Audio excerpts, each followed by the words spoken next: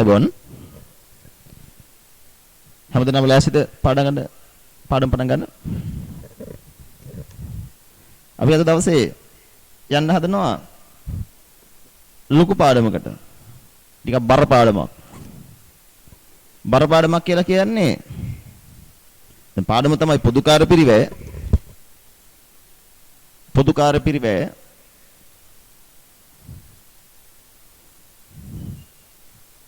අපි නිකන් ආදරයට කියමු පෝකාපී කියලා.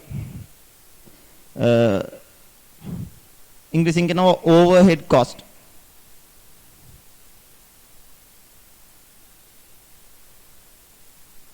overhead cost. මේක හරි ෂෝක් පාඩමක්. මම අර බර පාඩමක් කියලා පටන් ගන්න හේතුව තමයි දැන් පුදුකාරේ පිරිවැය ගත්තාම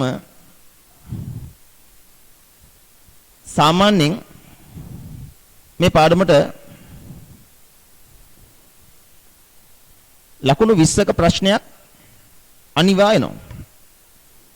දැන් ඒ ලෙවල් අතීතය අරගත්තොත් එහෙම 1997 සිට එදා මෙදා තුර මේකට ලකුණු 20ක් ලැබෙනවා. ඒක එහෙම මම 20ක් කියලා අදහස් කරන්නේ නිව් සිලබස් අනුව. සිලබස් පර්සන්ටේජ් එක ගත්තාම ඒ සමාන ප්‍රතිශතය 5% මේකට තියෙනවා. එතකොට මේකට අපි බලාපොරොත්තු වෙනවා ලකුණු 20ක ප්‍රශ්නයක්. හැබැයි මේ එන තැන වෙනස් වුණා. ඉස්සර මේක හැමදාමත් එන්නේ සෙකන්ඩ් පේපර් එකේ දෙවෙනි ප්‍රශ්නේ දෙවෙනි කොටස.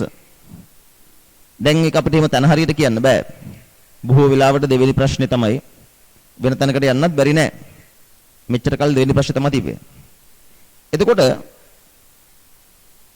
මේ පාඩම ගත්තාම දැන් ඔයාලා දන්නවනේ හවුල් ව්‍යාපාර පාඩම. ඒත් මේ හා සමාන බරක් තියෙන ලකුණු 20ක ප්‍රශ්නයක්. නමුත් අපි හවුල් ව්‍යාපාර පාඩම ඉගෙනුවා මාසිකමාරක් දෙකක්. සමාගම් ඒක ලකුණු 40ක් නේ ලොකු ප්‍රශ්නයක්. මේ වගේ දෙගුණයක බරක් තියෙනවා සමාගම්. නමුත් සමාගම් කියලා කිව්වහම ඔයාලා දන්නවා ඒක මොලේට කොච්චරනම් දරා ගන්න දේවල් තියෙනවද නේ? ඒත් එක්ක ලාභ අපේක්ෂා නොකරන සංවිධානවල ගෙනු මේ හා සමාන ලකුණු ප්‍රමාණයක් ලකුණු 20ක් විභාගෙදී. ඒකත් ඔයාලා දැක්ක කොච්චරනම් දේවල් තියෙනවද අපිට දරා ගන්න. එතකොට මේ පාඩම ගත්තාම මම මේක අද දවසින් උගන්වලා ඉවර කරනවා. මේ පාඩම උගන්වන්න හිතාගෙන දැන් මේ ආවේ මෙතෙන්ට ටිකක් වෙනස් විදිහකට. මම කල්පනා කළා කොහොමද මේක අද ඔයාලට කියලා දෙන්න ඕනේ. ඔන්ලයින් ළඟ ඔයා කියන දේ මට පේන්නේ නැහැ. ඒ නිසා ඔයාලට මේක ටිකක් වෙනස් විදිහකට කියලා දෙන්න ඕනේ කියලා මට හිතුණා. මම හිතාගෙන ආවා ඔයාලට කතන්දරයක් කියලා දෙන්න අද දවසේ. ඒ නිසා අද ලියන්න ලෑස්ති වෙන්න එපා. පළවෙනි පැයකට පැය භාගේ පැය අතර කාලේ කතන්දරයක් අහන්න. කතන්දරයකින් ඔයා නොදැනීම ඔයාට තේරෙන විදිහට මම මේක උගන්වන්න බලාපොරොත්තු වෙනවා. එතකොට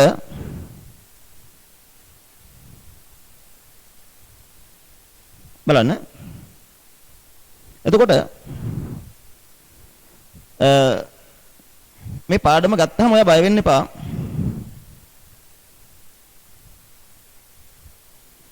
බය වෙන්න එපා. මොකද මේ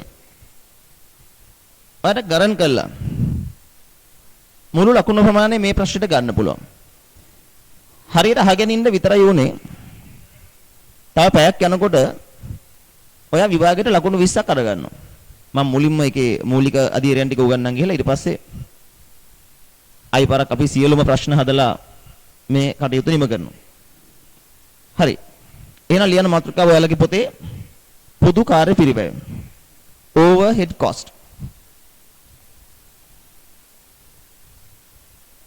ඔයාලගේ WhatsApp groups වලට මම දාලා තියෙනවා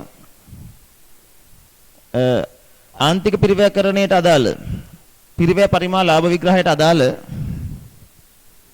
2006 සිට 2016 වෙනකම් සියලු ප්‍රශ්න past papers 17 18 19 20 නැහැ. අපි ඒක පස්සේ ප්‍රශ්න පත්‍ර පුල් කරනවා ඒවයි කොහොමදත්. කරුණාකරලා මේ ටික ඔක්කොම කරන්න. ওই ටික ඔක්කොම කරලා ඊළඟ දවසේ ඒ පන්තියට සම්බන්ධ වෙන්න මම මේ පාඩමම ඔයාලට උගන්වලා ඉවර කළා. එහෙම නේද? ඉතින් ඒ නිසා වඩා හොඳයි ඔයා එක print out එකක් අරගෙන කරන්න. print out එකක් ගන්න බැරි නම් මොකක් හරි මේ දවස්වල ප්‍රශ්න තියෙනවා නම් PDF එක බලන් කරන්න බැරි කමක් නැහැ නේ. PDF එක බලන් හරි කරන්න. හරිද? මට ඕනේ මේව ඉක්මනට ඉවර කරන්නයි මම ඒකයි ඒව දාලා දැම්මේ. හොඳයි.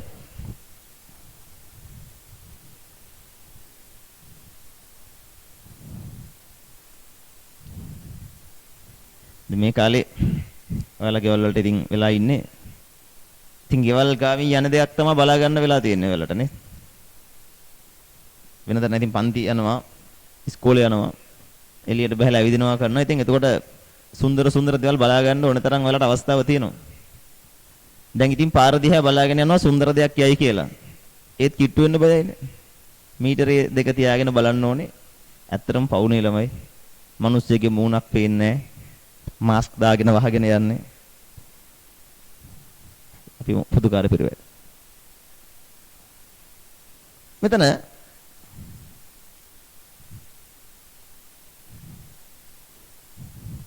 right. හොඳ සීන් අහගන්න. පුදුකාරේ පිරිවැය කියන්නේ හදන භාණ්ඩයක් එක්ක හරියටම ඒ කියන්නේ පැහැදිලිව වෙන් කරලා හඳුන ගන්න බැරි පිරිවැය. හරිද? එතකොට අපි හදන භාණ්ඩයක් හෝ සේවාවක් එක්ක හරියටම වෙන් කරලා හඳුන ගන්න බෑ. ඒව තමයි පොදුකාර පිරිවැය කියලා කියන්නේ. දැන් අපි හිතමු මෙන්න මේ ටී-ෂර්ට් එක මහද්දී හරියටම මේක මහන්න යන රෙදි කෑල්ල කීයද හැකනේ? කීයද කියලා ඍජු ද්‍රව්‍ය. එතකොට මේකට යන ඍජු ශ්‍රමය කීයද කියලා කියන්න පුළුවන් නේ. හැබැයි මේකට යන දැන් අපි දන්නවනේ මේ ටී-ෂර්ට් එක මහද්දි ලයිට් බිලක් එනවා කියලා. ගොඩනැගිලි කුලිය ගෙවන්නේත් මේ ව්‍යාපාර කටයුත්ත සඳහානේ. හැබැයි තියෙන ගැටලුව මොකක්ද? අපට හරියට කියන්න බෑනේ එක ටී-ෂර්ට් එකක් මහන්න කොච්චර ලයිට් බිලක් ගියද කියලා. බිස්නස් එකට එනවනේ වතුර බිල. ඒ වතුර බිලෙන් ටී-ෂර්ට් එකකට කීයද කියලා කියන්න බෑනේ. නේද? ඒත් එක්ක විදුලි ගාස්තු, දුරකථන ගාස්තු, සේවක සුබ සාධන වියදම්. දැන් උදාහරණයක් විදිහට අපි හිතමු අපි සේවකයන්ව ට්‍රිප් එකක් එක්කයි යනවා.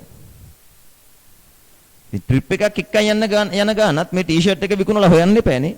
මේ ටී-ෂර්ට් නිෂ්පාදනය කරන්න සේවකයෝ වැඩ කරන නිසානේ ට්‍රිප් එකක් එක්ක යන්න උනේ. ඉතින් ඒ ඔක්කොම ඒවට යන ගාන මේකෙන් අය කරගන්න ඕනේ. එහෙම නේද? එතකොට අපිට එනවා මාර ප්‍රශ්නයක්. කොහොමද මේකට ගිය පොදුකාර පිරිවැය හොයන්නේ? යම්කිසි භාණ්ඩයක් සඳහා අපි දරනවන්නේ ඍජු ද්‍රව්‍ය පිරිවැය. හිතන්නකෝ භාණ්ඩය සඳහා දරපු ඍජු ද්‍රව්‍ය පිරිවැය රුපියල් 1000යි කියලා. මේක සඳහා අපි දරලා තියනවා කියලා හිතන්නකෝ ඍජු ශ්‍රම පිරිවැයක් රුපියල් 500ක. මේකට යනවා ඍජු වෙනත් පුරස්කාර වගේ දේවල් නේ. දැන් ඒව දන්නවනේ හොඳටම. රුපියල් 200ක ඍජු වෙනත් යනවා. මේ අනුව මේ ටී-ෂර්ට් එක මහන්න ප්‍රාථමික පිරිවැය ගිහිල්ලා තියෙනවනේ 1700ක්. නේ. අපි මේකට එකතු කරන්න එපා. නිෂ්පාදන පෝකාපි නැත්නම් පොදුකාර පිරිවැය පොදුවේ ගත්තා. පෝකාපි. මේකට දාන පොදුකාර පිරිවැය කීයද? මම දැන් මේ කිව්ව විදිහට ඔයාලට තේරෙනවා ඒක හොයන්න බෑ. ඒක බැලු බැලමට දන්නේ නැහැ. මේ යන ලයිට් බිලෙන් කීයක් මේ අඳුමට දාන්න ඕනද? කියන්න බෑ. කියන්න බෑ. හැබැයි කියන්න වෙනවා. ඉතින් පොදුකාර පිරිවැය දන්නේ නැතුව මුළු පිරිවැය හොයන්න බෑනේ. මේක දන්නෙත් නෑ. ඉතින් ඔය මුළු පිරිවැය මත ලාභයක් තියාගෙනනේ විකුණුම් මිල හොයන්නේ. මුළු පිරිවැයට සාමාන්‍යයෙන් අපි ලාභය ගන්න ප්‍රතිශතයක් විදියට. ඉතින් ලාභය ගන්නත් බෑ. ඒ කියන්නේ භාණ්ඩයේ විකුණුම් මිල ගන්නත් බෑ. එන නඩුවක්. එහෙම කියලා පොදුකාර පිරිවැය නොගෙනත් බෑ. ඇයි? ඉතින් භාණ්ඩයක මුළු පිරිවැය ඇතුලේ වැඩිපුර පොදුකාර පිරිවැය තියෙනවා. හැම භාණ්ඩයකම නෙමෙයි ඇතම් භාණ්ඩ තියෙනවා පොදුකාර පිරිවැය වැඩි. සරල උදාහරණයක් ගන්නකෝ. මේ මගේ මොබයිල් ෆෝන් එක හිතන්නකෝ. මේක හදන්න යන පිරිවැයෙන් වැඩිපුර තියෙන පොදුකාර පිරිවැය. මේකට වැඩිපුර කියලා තියෙන පොදුකාර පිරිවැය. දැන් මේකට කියපු ද්‍රව්‍ය පිරිවැය ගන්න ගියොත් මොනවද? මේකට තියෙන ද්‍රව්‍ය පිරිවැය ගන්න ගියොත් මේ තියෙන වීදුරු කෑල්ල, මේ තියෙන ප්ලාස්ටික් කෑලි ටික, ওই ටිකනේ. නේ? ඒතර මේකට කියලා තියෙන පොඩි ඍජු ද්‍රව්‍යයක්.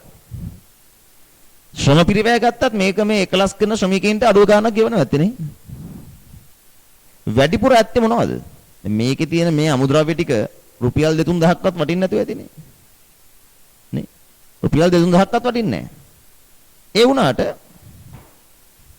මේක හදන්න ගන්නව ඇත්තේ high technology මැෂින් එකක්. ඒ මැෂින් එක මිලියන් ගාණක් වටිනවා ඇති. ඩොලර් මිලියන ගාණක්.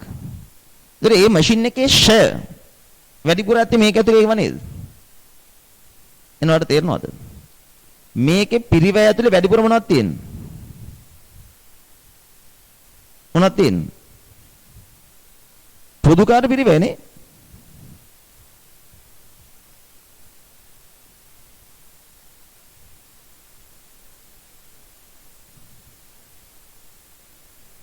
එමනේ. වැඩිපුර තියෙන පොකාපි. එනකොට හොයන්න බෑ. එනකොට පොදුකාරය අමතක කරන්නත් බෑ. වෙන සීන් එකක් මේක හරියද? එන පිස්සු කේස් එකක්. එතකොට මෙයාව දන්නේ නැතුව මුළු පිරිවැය ගන්න බෑ. එතකොට අපි අපහසුතාවයටපත් වෙනවා මේ හැන්දෑවේ. මේ උදේ පාන්දර මේ දවසේ. මොකටද? මේ භාණ්ඩය හදන්න කොච්චරක පොදුකාර පිරිවැය ගියාද? තේරුණාද? දැන් ටියුට් එක පොඩ්ඩක් ගන්නකො අතර නිකන් තියෙන එකේ. අපි මේක හරිම රිලැක්ස් එකේ ඉගෙනගමු චුට්ටක්වත් ඔලුවට ප්‍රෙෂර් එකක් ගන්න එපා හරිද? මේකේ පාඩමේ තියෙන තියරි වලට තේරෙනවනේ. මේකෙන් කරන්න හදන්නේ මොකද්ද දන්නවද? මොකක් හරි ක්‍රමයකට මේ මුළු පාඩමෙන්ම කරන්නේ මෙච්චරයි. මේ භාණ්ඩය හදන්න කීයක් පොදුකාරය ගියාද? අපි තුමු 300ක් ගියා. ඕම හොයාගන්නවා. මෙන්න මේක හොයන එක තමයි මේ පාඩමෙන් කරන්නේ. මේ මුළු පාඩමම ફોકસ වෙන්නේ මෙතෙන්ට. තේරුණාද? මේ මුළු පාඩමම ફોકસ වෙන්නේ මෙතෙන්ට. පැහැදිලි? මේ මුළු පාඩමම ફોકસ වෙන්නේ මෙතෙන්ට. එකක පොදුකාර පිරිවැය සෙවීම. මුළු පාඩමම ફોકસ වෙන්නේ එක පොදුකාර පිරිවැය සෙවීමට. බලන්න ටියුට් එක.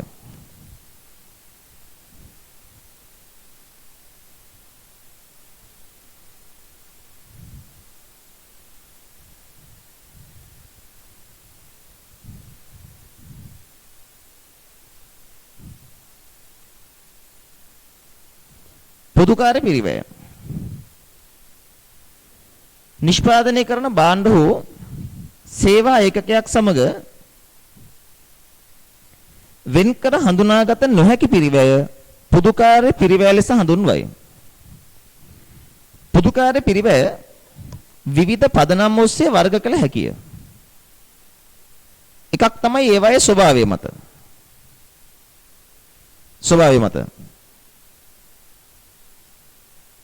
ස්වභාවය මත ඍජු ද්‍රව්‍ය ඍජු ශ්‍රමය වක්‍ර ද්‍රව්‍ය වක්‍ර ශ්‍රමය වක්‍ර වෙනත්. මේ සමහර පොදුකාර තියෙනවා වක්‍ර ද්‍රව්‍ය, සමහර ඒවා වක්‍ර ශ්‍රමය, සමහර ඒවා වක්‍ර වෙනත්. නිෂ්පාදනයේ ඇති සම්බන්ධතාවය මත නිෂ්පාදන පොදු කාර්ය හා නිෂ්පාදන නොවන පොදු කාර්ය. හැසිරීම මත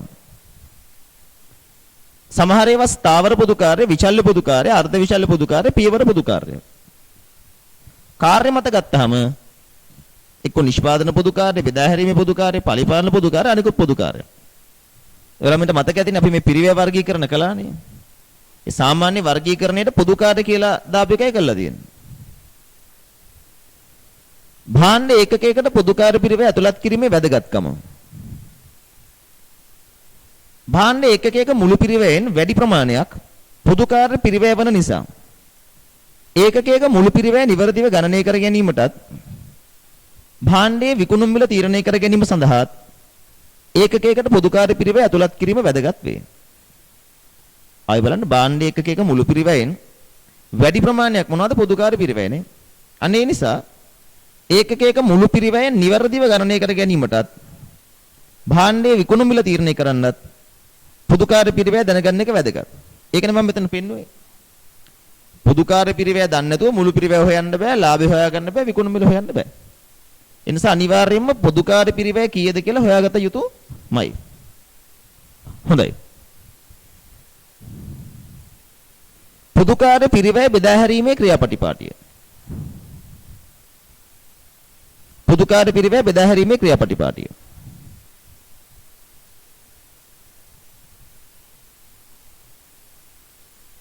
පැහැදිලිද? විනාඩි 5ක් දෙනවා. මේ ටික කටපාඩම් කරලා දෙන්න. මොකොත් උගන්වන්න නැතුව. පොදු කාර්ය පිරිවැය බෙදා හැරීමේ ක්‍රියාපටිපාටිය කටපාඩම් කරන්න.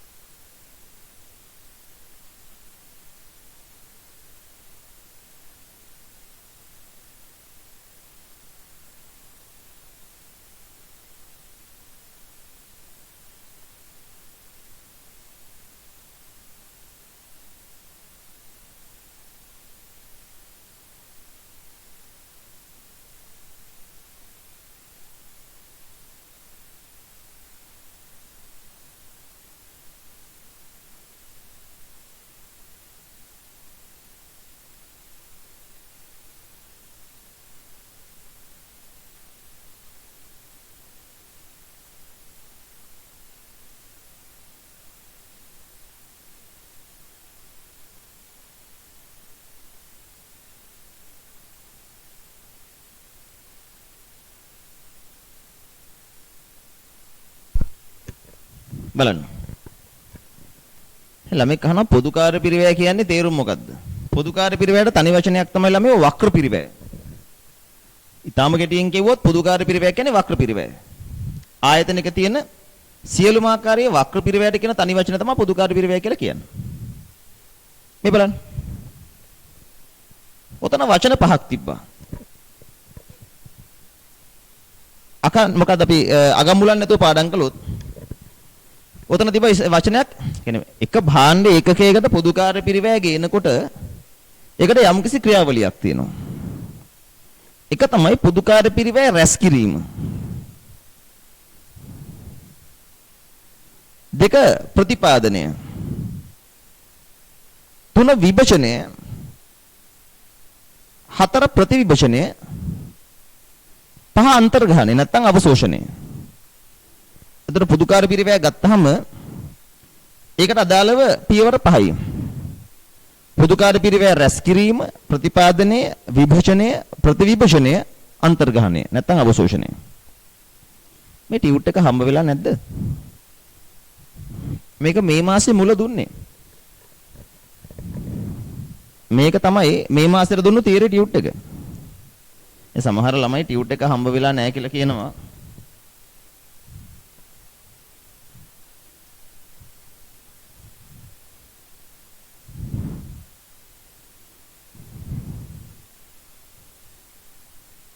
දැන් ටිකක් කල්ලෝ එක හරි.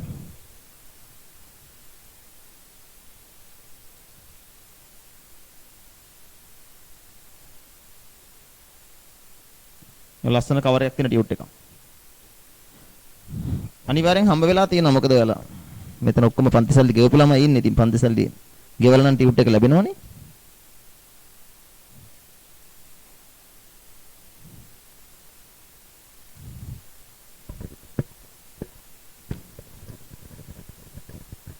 බලන්න.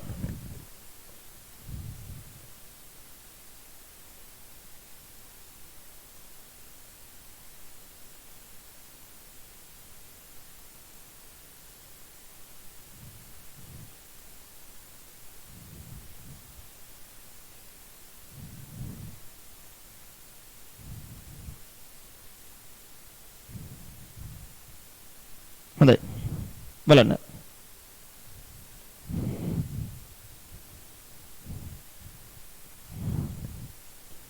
බලමු. දැන් ওই කුරියර් සර්විස් එක අරහාම ගත්ත ළමයි ඉන්නවනම් එයාලට ටියුට්ස් ආවද?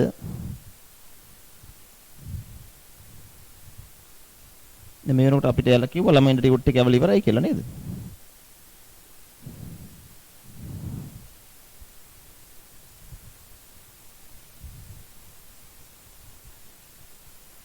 හොඳයි. ඒක තමයි මාසේ මුලේ ඔයාලට මේ ටියුට් එක හොයාගන්න බැරි ප්‍රශ්නයක් තියෙනවා. රයිට්. අහගෙන ඉන්න.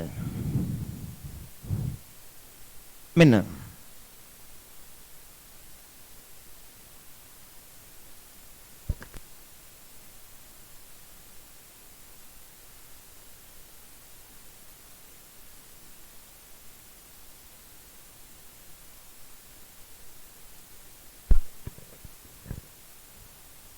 බලමු.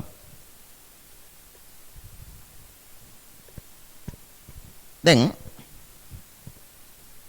පොදුකාර්ය කියන එකේ මූලික අදහස තේරුණානේ. භාණ්ඩ ඒකකයක් සමග වෙන් කළ හඳුන ගන්න බැරි පිරිවැය. ඒක තව විදිහකට කියනවා නම් වක්‍ර පිරිවැය. හරිද? තමයි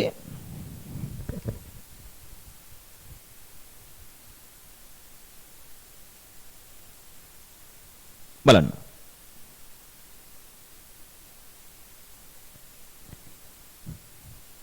මගේ යාළුවෙක්ගේ තාත්තා කෙනෙක් මේ ළඟදි දැන් වැඩි කාලයක් නෑ අවුරුදු 2ක් විතර වෙනවා. එයා වෙන බැංකුවකම රස්සාව කරලා පස්සේ එයා ටිකක් කලින් රිටයර් වෙලා එයාට ඕනේ වුණා එයාගෙම කියලා බිස්නස් එකක් පටන් ගන්න. හරිද? එතකොට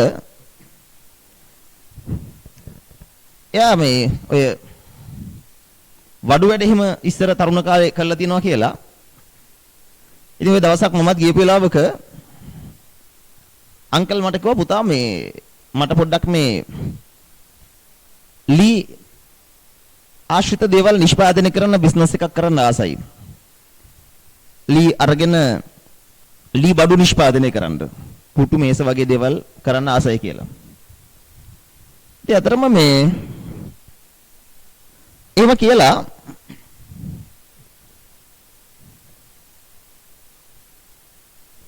ඉතින් අංකල් ඊට පස්සේ මටත් ඇත්තටම දවස් යන්න හම්බුනේ නැහැ ටික කාලෙක ළමයි මේ පස්සේ ඉතින් මගේ යාළුවත් කිව්වා මචං තාත්තා බිස්නස් එක පටන් ගත්තා. එහෙම කියලා. ඉතින් ඔහොම ඉදි දවසක් මට මේ අංකල් කෝල් එකක් දුන්නා.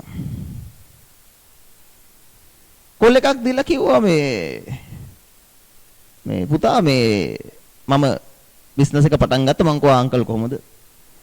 ඉතින් අංකල් කිව්වා අනේ හොඳයි පුතා බිස්නස් හොඳට තියෙනවා. මම හිතුවට වැඩි හොඳයි වැඩි නැහැ. මම ලී ටිකක් අරගත්තා. මෙහෙමයි වැඩ කරන්නත් මිනිස්සු 5 දෙනෙක් විතර ඉන්නවා. වැඩි හොඳට යනවා. මිනිස්සු 5-6 දෙනෙක් ඉන්නවට මතක නැහැ කිව්වා. ඉතින් මේ ඊට පස්සේ මට කිව්වා අනේ පුතා මට පොඩි උදව්වක් කරන්න පුළුවන්ද? මං කිව්වා මේ ඔව් අංකල් කියන්න ඕනේ උදව්වක් කරන්න පුළුවන්. ඉතින් මම මේස පුටු හදන්න නම් දන්නේ නැහැ. අංකල්ට කොටයක් ඕනනම් උස්සලා දෙන්නම්. නෑ පුතා එහෙම නෑ වරු උස්සන්න මොකුත් අවශ්‍ය නෑ මේ මට මේ පොඩ්ඩක් මේ නොතේරෙන දේවල් ටිකක් තියෙනවා පුතා කොච්චර කළත් මේකේ මේ ගණන් හදා ගන්න තේරෙන්නේ නෑනේ.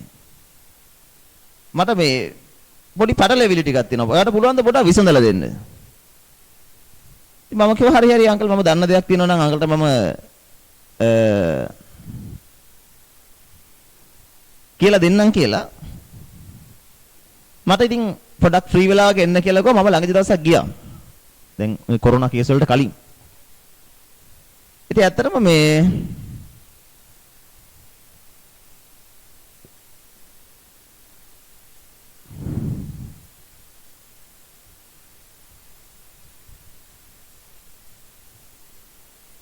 අංගින්නේ ඉතින් මේ අනේ මම යනකොට ළමයි මේ අංකල් වැඩේ ලස්සනට මේ පටන් අරගෙන කරගෙන යනවා. ඊළ බලනකොට මේ ඒ අංකල් පුටු මේස වගේව හදන බිස්නස් එක යන්නේ ලී බඩු ටික මරුවට කරලා තියෙනවා. ඉතින් මං ගියාට පස්සේ මේ අංකල් මට එන්න කියලා වාඩි වෙන්න කියලා මේ මං මොකක්ද අංකල් කේස් එක? How can I help you uncle? මං සිංහලෙන් කිව්වා අංකල්ට මං කොහොමද උදව් කරන්නේ?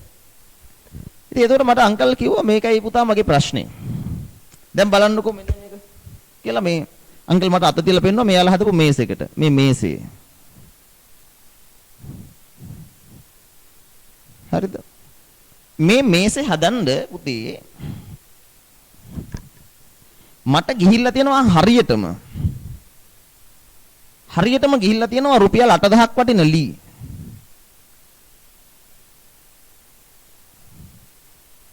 මේක හදන මිනිස්සු වෙනුවෙන් මං ඇත්තටම වැටුප් ගෙවලා තිනවා, පඩි ගෙවලා තිනවා.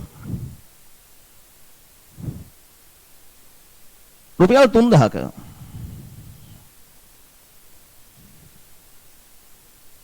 මට තියෙන කේස් එක තමයි දැන් මේ ලොකු ලයිට් බිල් එනවා, වතුර බිල් එනවා, ටෙලිෆෝන් බිල් එනවා. මේකට මේ ලයිට් බිල මේකට කීයද පුතේ කියන්න තේරෙන්නේ නැහැ මට. වතුර බිල්, ලයිට් බිල් මේ ඒත් එක මම මේ රෙන්ට් එකට මේ බිල්ඩින් අරන් තියෙන රෙන්ට් එකෙන් කීයක් මේකටද? මට තේරෙන්නේ නැහැ.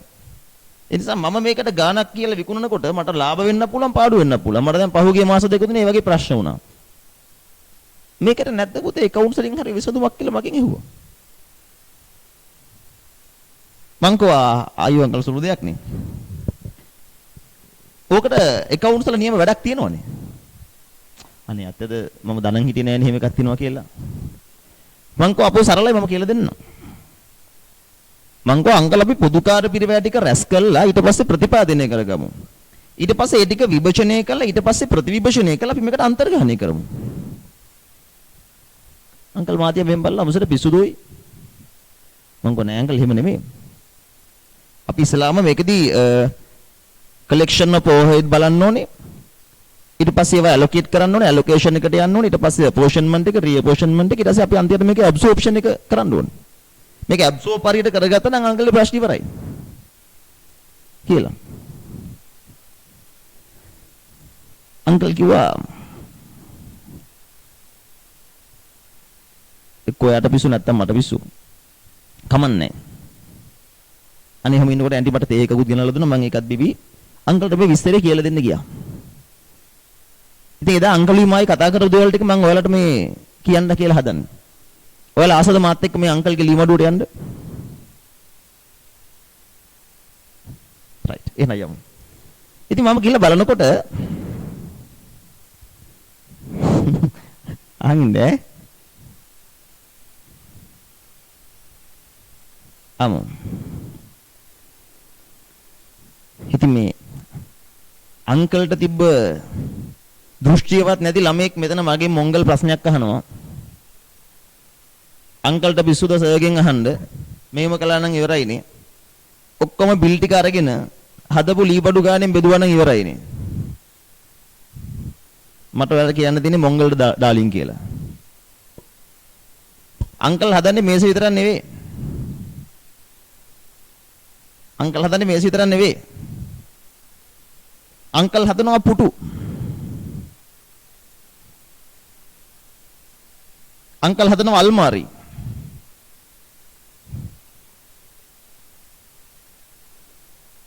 අංකල් අර කුස්සියේ වැඩ කරන ඉඳ ගන්න බංකුත් හදනවා.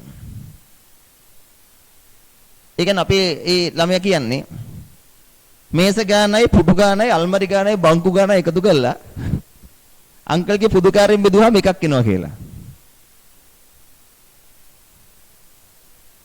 එහෙම වෙන්නේ නැහැ නේ. ප්‍රශ්නයක් තියෙනව නේද මෙතන? ඉස්සලා ප්‍රශ්නයක් තියෙනවා කියලා තේරුම් ගන්න බෑ උත්තර හොයන්න නම්. තේරුණාද? බලන්න.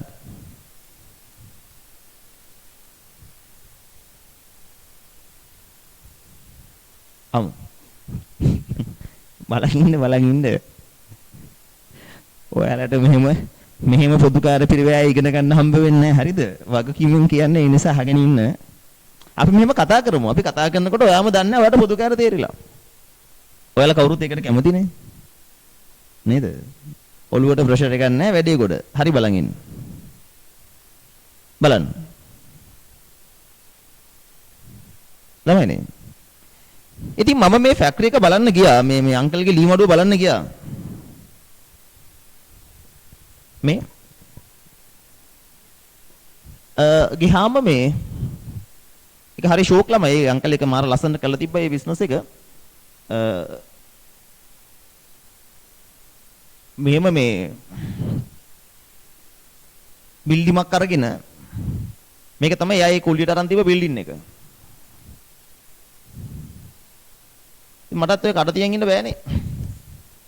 මම මේකට යන ගාම ඇහුවා. අංකල් බිල්ඩිම ලොකුයිනේ. ඔව් තා මේක සෑහෙන ලොකු බිල්ඩිමක්. මං අහුවා මේ අංකල් මේක මේ වර්ග අඩි කීයක් තියෙනවද බිල්ඩිම? එයා මට කිව්වා මේක වර්ග අඩි 2000ක් තියෙනවනේ.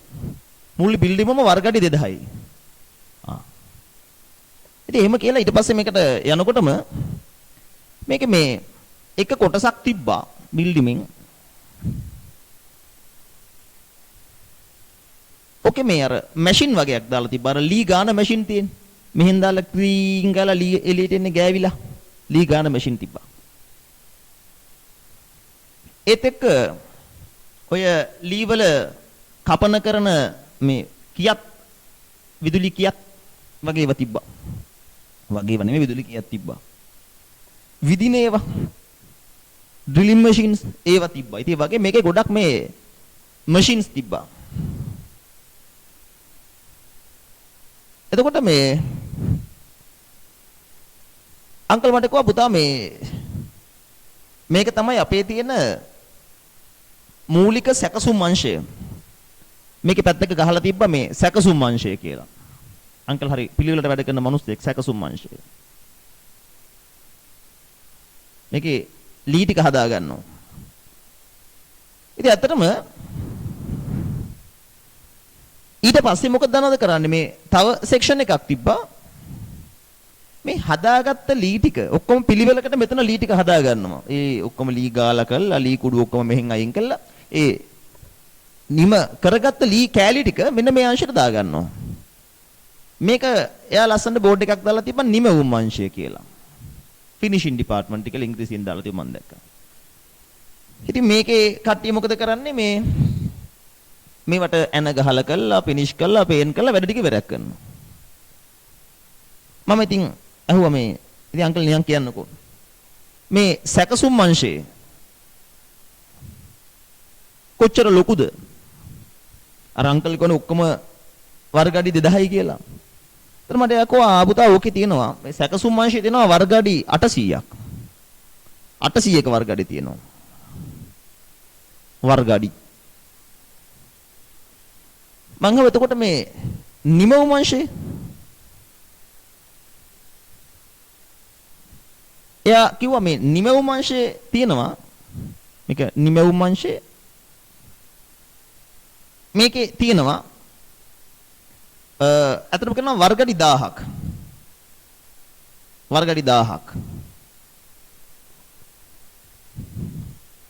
මට නිකන් ඉන්න බෑ. මං ඇහුවා අංකල් අර එහා පැත්තේ කෑල්ලේ මොකද්ද තියෙන්නේ මේ පොඩි කෑල්ලක් තියෙන්නේ. මං හොගලා ඔළුව දාලා බලලා. එයා මාදේ වල්ලා මොසරත් ඕන නැති දැන් නැනේ හලෝ කියලා කියන්නේ නැතුව මට කිව්වා මේක තමයි අපේ මේ මැෂින් මේන්ටේනින් ඩිපාර්ට්මන්ට් එක. යන්ත්‍ර නඩත්තු. මං හෙව්වේ මොකක්ද ඒ කියන්නේ? එයා කිව්වා මේ අපි ගාව මැෂින් තියෙනවනේ. මේකෙත් තියෙනවා මේකෙත් තියෙනවා මේ නිමවුම් වංශතර එක එක එන ගහන මැෂින්ස් තියෙනවා. ඒවා කැඩුනහම හදන්නේ මෙන්න මේ අංශෙන් තමයි. ඒ කියන්නේ එයාලා මේ ළමයි ඒ අංකල් කරලා තිබ්බේ මේ කැඩෙන මැෂින්ස් ටික එයාලම හදා ගන්නවා. මේකෙත් වැඩ කරන සේවකයෝ ඉන්නවා එයාලම එයාලගේ මැෂින්ස් හදා ගන්නවා. තැන් තැන් වල ගෙනියන්න බෑ පුතා මේ කරදරයි අපිම හදා ගන්නවා. මං කෝ ආරයිට් very good. ඒතර ඒක කොච්චර ලොකුද කියලා අහුවාම මීටර 200ක් වර්ග අඩි 200ක් එක ලොකුයි. මම මේ පොඩක් තේරුම් ගත්තා බිස්නස් එක ගැන. දැන් ඔයාලට තේරෙනවා නේ මට ආපු අවබෝධය. මම ඊට පස්සේ ඔය මේ අංකල් මෙහෙම මට කියන්නකෝ මේකේ කී දෙනෙක් වැඩද සැකසුම් වංශේ. එයා කිව්වා මේකේ ඉන්නවා මේ ලී වැඩ කරන කට්ටිය 3 දෙනෙක්. මේක මේ සේවක ගණන 3යි. මම කව මෙතන එයා මෙතන ඉන්නවා 5 දෙනෙක්. නිමෙව් වංශේ. මේ කැඩෙන මැෂින් හදන්න මේ අංශ දෙකේම මැෂින් කැඩෙනවා කැඩෙනකොට හදා ගන්නත් මැෂින් මේන්ටේන් එකේ දෙන්නෙක් ඉන්නවා. හරි. ඉතින් ඊට පස්සේ මම නිකන් ඇහුවා දැන් මේකේ මැෂින්ස් කීයක් විතර වටිනේව තියෙනවද අංකල්? එයා මට කිව්වා මේකේ තියෙනවා පුතා යන්ත්‍ර වටිනාකම පුතාට කියන්නම් කාටවත් කියන්න එපා. මේ කපන කරන මැෂින් ලක්ෂ 30ක් වටිනවා. ලක්ෂ 30ක් වටිනවා. ලක්ෂ 30 ලියන්නේ 0 1 2 3 4 5 6. මං ගෝ මේ නිමෙව් මාෂේ තියෙන මැෂින්ස් ටික. අංකල් කොහෙද එතනත් අපි ගාව තියෙන හොඳ එක රටේ එක ඉංග්ලන්ඩ් එක තියෙන 2 මිලියන් වටිනවා. එහෙමද? අතරම මේකේ යන්ත්‍ර නැහැ. ඉතින්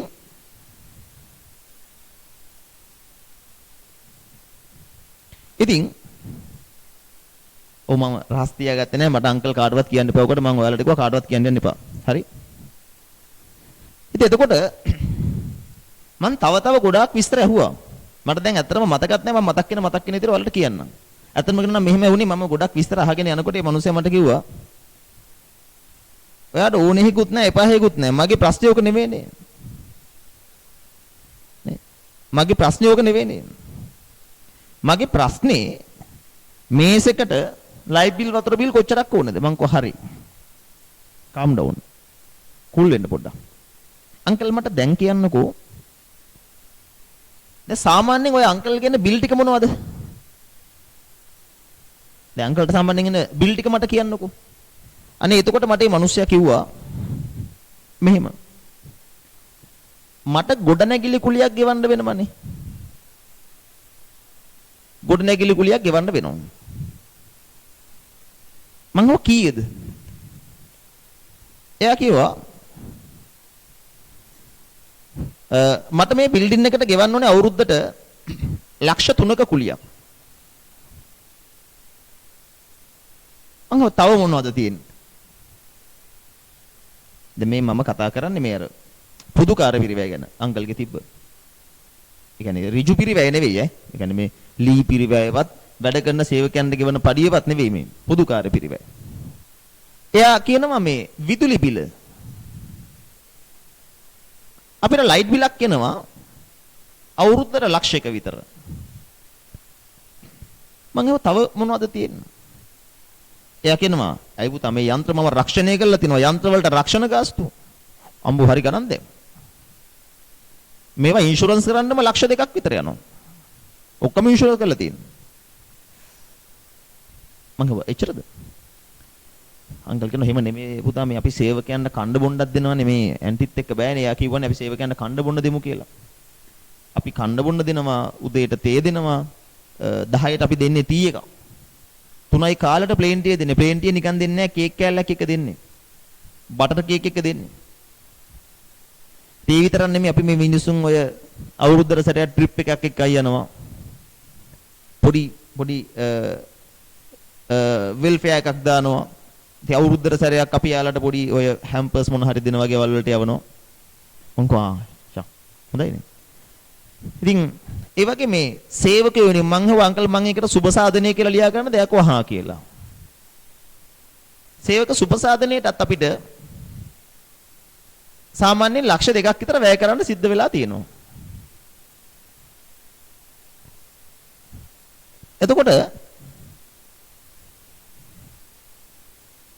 එතකොට මං අහුවා අංකල් තව එයා කෝ ඔච්චරයි තියෙන්නේ. වෙන ප්‍රශ්න අහන්න එපා ඔච්චරයි තියෙන්නේ. නැත්තම් මේක ඉවර කරන්න බෑ. ඔච්චරයි අංකල්ගේ පොදු කාර්ය පිළිවෙල. එයා කිව්වා දැන් මට ඔය දරුවා කියලා දෙන්නකෝ බලන්න. දැන් මේ බලන්නකෝ 3 1 4යි 4 4 8 ලක්ෂ 8ක් තියෙනවනේ. ඔය ලක්ෂ 8න් මේසෙකට කීයද? පුටුවකට කීයද? අල්මාරියකට කීයද? බංකුවකට කීයද? ඕක තමයි ප්‍රශ්නේ. එහෙම කියලා මේ අංකල් කිව්වා පුතා පොඩ්ඩක් කියන්න. මෙහෙම එකක් තියෙන මෑ. මේකේ මේ නඩත්තු වංශෙට අපිට අමුද්‍රව්‍ය ගන්න සිද්ධ වෙනවා. මේ ග්‍රීස් වගේ දේවල් මේ නඩත්තු වංශයට අපිට වෙනම ලොකු ගණක් යනවා මේවට. රයිට්? නඩත්තු වංශයට. එයා කිව්වා මේ ඉන්ධන හැබැයි විශේෂයෙන්ම අඩුක මේක ඕනේ නඩත්තු වංශයට විතරයි. වෙන ඒවට ඕනේ නැහැ ඉන්ධන. එයාලට තමයි ඉන්ධන අපි ගේන්නේ.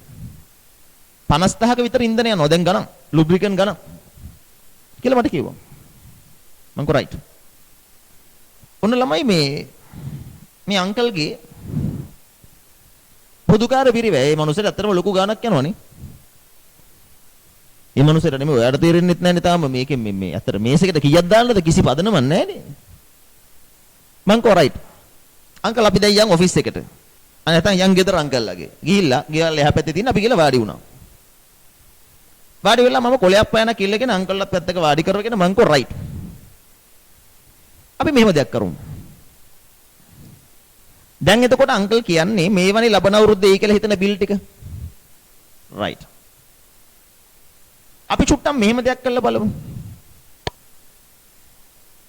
ඔයා කිව්ව විදිහට සැකසුම් වංශයක් තියෙනවනේ.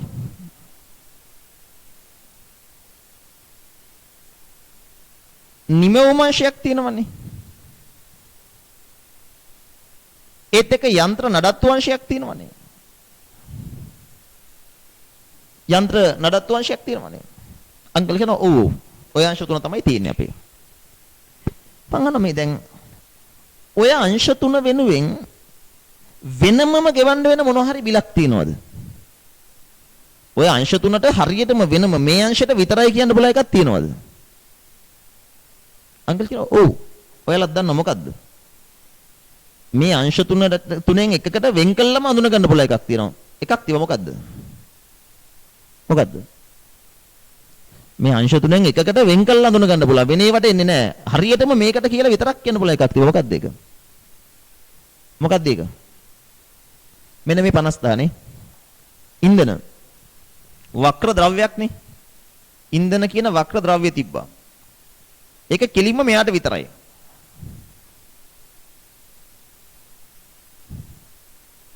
ඒක කෙලින්ම යට විතරයි. එතකොට මං කෝ දැන් අංකල් මට මෙහෙම දෙයක් කරගන්න ඕනේ. මේ අංශ තුනට මට මේ පිරිවැය ටික බෙදා ගන්න ඕනේ. ඔයාගේ ප්‍රශ්නෙට උත්තරයක් දෙන්න නම් මේ පිරිවැය ටික මට මේ අංශ තුන අතර බෙදා ගන්න ඕනේ. එයා කෝ හරි වැඩක් නේ ඉතින්. ගොඩනැගිලි කුලේ මම එකපාරනේ ගෙවන්නේ. ඒ ගොඩනැගිල්ල අයිතිකාරයට මම ලක්ෂ 3 ගෙවලා දානවා එකපාරම. මං කව පොඩ්ඩක් ඒක බලාගන්න ගෙන්න බලන්න අංකල්ගේ රෙන්ට් ඇග්‍රීමන්ට් එක. ඒක බලන්න ඉන්නේ රෙන්ට් එකේ ඇග්‍රීමන්ට් එකනේ ඇග්‍රීමන්ට් එකේ තියෙනවා ලක්ෂ 3යි කියලා. දැන් මාර වෙඩේ ලක්ෂ 3 එකපාර ගෙවන්නේ. ළමයි ඒ ලක්ෂ 3න් සැකසුම් වංශයට කීයද නිමෙවුම් වංශයට කීයද යන්ත්‍ර නඩත්තු වංශයට කීයද? ඒ බෙදා ගන්න විදිහක් ඔයාලට තේරෙනවද? අපි නම් මෙච්චරලා හිතුවේ නේ අපිට පටස් කාලා විසඳුමක් ආවේද? මෙහෙම හිතන්න පුළුවන් නේ. ලක්ෂ 3ක් ගෙවන්නේ මුළු ගොඩනැගිල්ලටනේ. මුළු ගොඩනැගිල්ලේටම සඳහා ගෙවන ගොඩනැගිලි කුලිය ලක්ෂ 3යි. ඉතින් වැඩි සයිස් එක තියෙන එකට කුලිය වැඩිනේ. මේ වර්ග අඩි ගාන ගත්තා නම් හරි නේද? වර්ග අඩි ගාන අනුව බෙදුවා නම් ෂේප් එකක් තියෙන්නේ. අපි මෙහෙම කරමු. දැන් වර්ග අඩි මෙතන 800යි 1000යි 200යි. ඒ කියන්නේ කීයද? 8ට 10ට 2යි නේ. අපි අනුපාතයක් හදාගමු. වර්ග අඩි වල අනුපාතය 8ට 10ට 2යි. වර්ග අඩි වල අනුපාතය 8ට 10ට 2යි. ඒක තව සුළු කළොත් 4ට 5ට 1යි නේ. 4ට 5ට 1යි නේ. ඒ කියන්නේ මේ ගොඩනැගිල්ලේ සයිස් කුලිය ලක්ෂ 3න් 4යි 5යි 9යි 10යි නේ. 10න් 4ක් ගත්තොත් ලක්ෂ 3න් 10න් 5ක් ගත්තොත් ලක්ෂ 3න් 10න් එකක් ගත්තොත් එම් පුළුවන්. ලක්ෂ 3න් 10න් 4ක් කීයද? 120ක්. 10න් 5ක් කියන්නේ 150ක්. 10න් එකක් කියන්නේ 30ක්. මට ගොඩනැගිලි කුලිය සැකසුම් අංශයට 120ක් කියලා හිතන්න පුළුවන් නේද? නිමවුම් අංශයට 150ක් කියලා හිතන්න පුළුවන් නේද? යන්ත්‍ර නඩත්තු අංශයට 30ක් කියලා හිතන්න පුළුවන් නේද? 100%ක් හරි නෑ. ඒ වුණාට මමයි අංකලුයි එහෙම හිතපු එක තාර්කිකයි නේද? අපි එහෙම හිතපු එක තාර්කිකයිනේ. ඒ බෙදපු විදිය තේරුණාද? කැල්ලේ ගාරන් ගහලා බලන්නකෝ.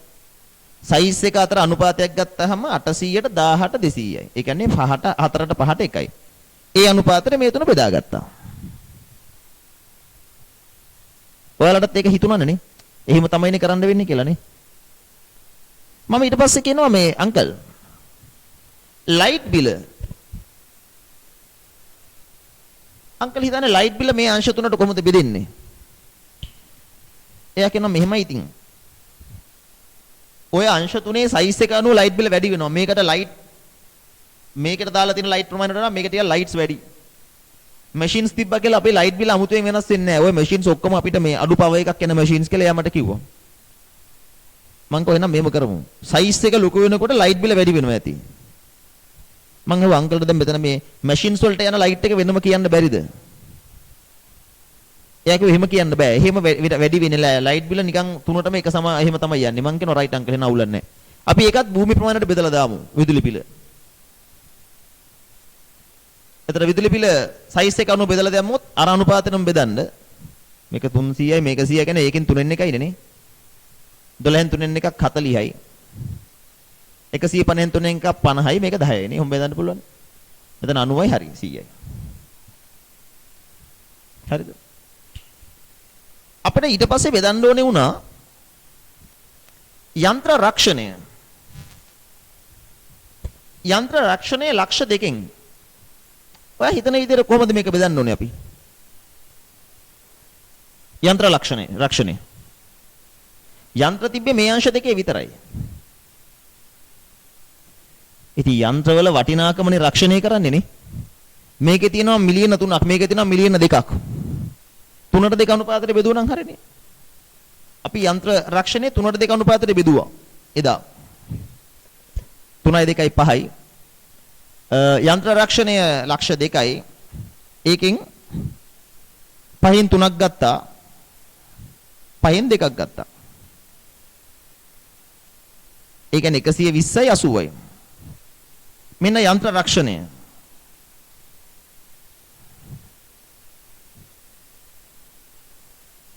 මේක යන්ත්‍ර නැහැ. එම සාධාරණයි බෙදපු එක. හරියටම හරිය නැති වෙන්න පුළුවන්. ඒක ඉතින් අතිශය සාධාරණ එහෙම බෙදපු එක නේ. වෙන කරන්න දෙයක්වත් නැහැ නේ. වෙන කරන්න දෙයක්වත් නැහැ. මේ සේවක සුබසාධනය. මට මේ අංශ තුන අතර බෙදලා දාන්න ඕනේ. මම අංකල්ගෙන් ඇහුවා. ඉතින් සේවකයෝ ගාන අනුවනේ සුබසාධනෙ තීරණය වෙන්නේ. ඔක සේවක ගාන අනුව බෙදුවොත් සාධාරණයිනේ. සේවක සංඛ්‍යාව 3යි 5යි 2යි 5යි 3යි 8යි 2යි 10යි. සේවක සුබසාධනෙට ලක්ෂ 2යි 10න් 3ක් පළවෙනි අංශෙට ඕකෙන් 10න් 5ක් දෙවෙනි අංශෙට ඕකෙන් 10න් 2ක් ඊළඟ අංශෙට 200න් 10න් 3ක් 60යි 10න් 5ක් 100යි 10න් 2ක් 40යි. සේවක සුබසාධනය 60යි 100යි 40යි. එකත් හරි. ඉන්ධන අපි එක ගත්තා. ඒක ගත්තා. මොකද ඒක අපි පැහැදිලිව වෙන් කරලා අඳුනගත්තා. ඒක හිලින්ම නඩත්තු අංශයට විතරයි. ඒක බෙදන්න ඕනේ නැහැ. බෙදන්න ඕනේ වුණේ නැති එකම එක තමයි ඉන්ධනනේ. ඒක හරියටම කියන්න පුළුවන් ඉන්ධන කියන නඩත්තු සඳහා. දැන් මේ ආයතනයේ පොදු කාර්ය පිරිවැය වලින් සැකසුම් අංශයේ පොදු කාර්ය පිරිවැය 3,40,000ක්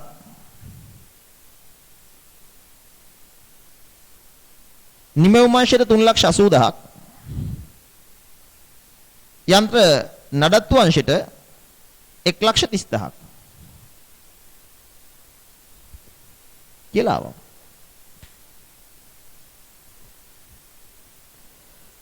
දැන් මම අර මගේ යාළුවාගේ තාත්තගේ ව්‍යාපාරයට ගිහිල්ලා මේ දක්වා ඒ අංකල් එක කතා බහ කරගත්ත දේවල් සහයි අපි හදපු කියපු කරපු දේවල් ඔයාලට පැහැදිලිද? ඒ අපේ කතන්දරේ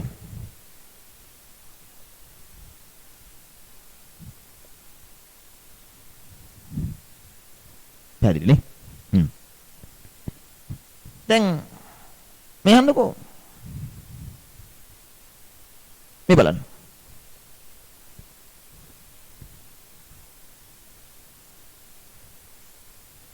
හරි අහගන්න. මේ දැන් මේ මනුස්සය මගෙන් අහනවා ආපු වෙලාවේ ඉඳන් ෆැක්ටරි පැත්තේ කරකිලා ලියමඩුව පැත්තේ ගිහිල්ලා කරක් ගාලා ඕන එකයි එපා එකයි හැම මගුලෙම හිව්වා. මේ මට කියන්නේ. දැන් කොල කෑල්ලක් කරන් බෙදාගෙන යනවා.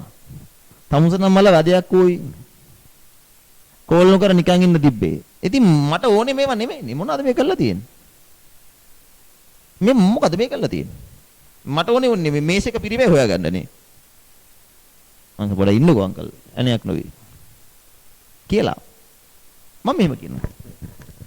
දැන්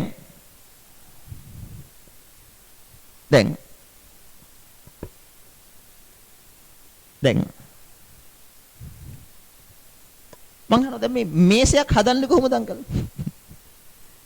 ඒ වුණසේ කියන මෙහෙමයි පුතා. සැකසුම් අංශයට ගිහිල්ලා ඒකට ඕනේ ලී ටික කපා ගන්නවා. ඊට පස්සේ ඒකට ඕනේ ටික නිමෙවුම් අංශයෙන් හදනවා. ඊට පස්සේ පාරිභෝගිකයට විකුණනවා දානවා. මං අහනවා ෂෝරූම් මුකුත් නැද ඒව නැහැ. හදවතපු ගම මිනිස්සු මෙතෙන්ට වෙලා ගත්තා. මෙතනින් එළියට දාන්නේ කෙලින්ම කස්ටමර් කෝල් කරලා කස්ටමර් අරන් ගියා. මම එතකොට මේ මේසයක් හදනකොට ඒ මේසේ යන්නේ නැද්ද යන්ත්‍ර නඩත්තු අංශෙට? මේසේ බලද්දිලා මම ලී ටික මෙතෙන්ට එනවා මෙතනින් මේසේ හැදෙනවා මෙතනින් එළියට යනවා. මේ මේසේ යන්නේ නැහැ මේ අංශෙට.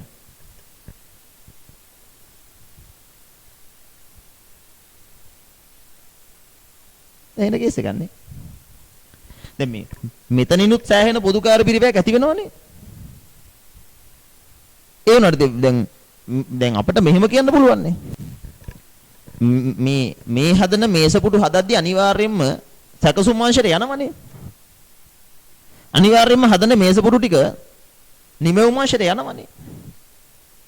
ඒ වුණාට ඒව එකක්වත් මේ යන්ත්‍ර නඩත්තු අංශයට යන්නේ නැහනේ. ඒව මෙතනින් එළියට යනවා. ඒතර යන්ත්‍ර නඩත්තු අංශය කරන්නේ මේසපුටු හදන එක නෙවෙයි. එව නේද? එයා මේසපුටු හදන්නේ නැහැ. හැබැයි යන්ත්‍ර නඩත්තු අංශ නැතුව මේ වැඩේ කරා යන්න පුළුවන්ද? මේ වැඩ කර කර යනකොට මේවා කැඩෙනවා. කැඩෙන ඒවා හදන්නේ මෙයා ගිහිල්ලා. දැන් මාර්ගයේස එක. මේ අංශ දෙක නිෂ්පාදන කටයුතු කරනවා. මෙයා ඔය නිෂ්පාදන අංශ වලට සේවා සපයනවා. නේ? නිෂ්පාදනය වෙන්නේ මේ දෙන්න විතරයි. මෙයා කරන්නේ යාලට සර්විස් එකක් දෙනවා, සේවාවක් දෙනවා. මම ඊළඟට අංකල්ගෙන් අහන අමුතු ප්‍රශ්නයක්. මේ අංකල් කියන්නකො බලන්න සාමාන්‍යයෙන් අවුරුද්දකට මේ සැකසුම් අංශ යන්ත්‍ර කීපාරක් විතර නඩත්තු කරනවද? මේ ලී වැඩ කරන යන්ත්‍ර කීසරයක් විතර සර්විස් කරන්න ඕනද? එයා කියනවා සාමාන්‍යයෙන් 80 පාරක් විතර කැඩෙනවා මේවා සර්විස් කරන්න වෙනවා. මං අහන නිමෙවුම් අංශේ අංකල් කියනවා අවුරුද්දට සාමාන්‍යයෙන් 30 පාරක් විතර. 30 පාරක් විතර. එයානවා ඒ පාර මොකාට දෙන්න හදන්නේ? මං කියනවා නෑ දැනගන්න ඇහුවේ. මේ සැකසුම් අංශයේ මේ යන්ත්‍ර අංශය දැන් වද අංශයක් නේ. එයා මේ භාණ්ඩ හදන්න කිසිම දායකත්වයක් දෙන්නේ නෑනේ. එයා කරන්නේ මේ කැඩෙන ඒවා හදන එකනේ. හැබැයි ඔය කැඩෙන ඒවා හදන්න යන වැඩේ නිසා එයාගේ පොදුකාර පිරිවැය කීයක් ඇති වෙනවද? කීයක් ඇති වෙනවද? 1,30,000. මේ 1,30,000 පොදුකාරය ඇති වෙන්නේ මෙයාට ඔක්කොම මැෂින්ස් කීපාරක් හදන්නද? ඔක්කොම මැෂින්ස් කීපාරක් හදන්නද? මෙතන මට වැරදුනා මේ අංකල් කිව්වේ මෙතන 50ක් කියලා නේ. මට මතකත් නැලේ පරණ කතාවන්නේ චුට්ටක්. එයා මට කිව්වේ 50 පාරක් විතර කැඩේ කියලා. 30 පාර නෙවෙයිනේ. එයා කිව්වේ නිමෙවුම් අංශේ මැෂින්ස් 50 පාරක් විතර කැඩනවා කියලා. අපිට මතකත් නැහැ. ඔය 50ක් කිව්වේ. ඒ කියන්නේ ඔක්කොම මැෂින් කීපාරක් කැඩෙනවද?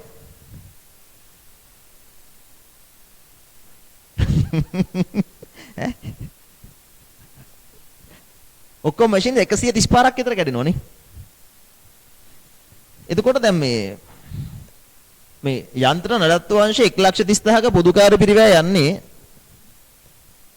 ඔක්කොම මැෂින් කීපාරක් කැඩෙන්නද? ඔක්කොම මැෂින් කීපාරක් හදන්නද?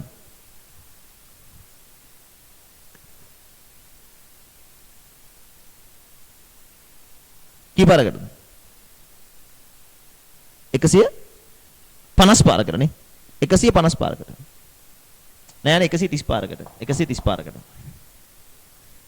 ඒ කියන්නේ දැන් මේ මෙයාගේ 1,30,000ක පොදුකාර පිරිවැය ඇති වෙන්න හේතුව මෙයාගෙන් අයින් කළොත්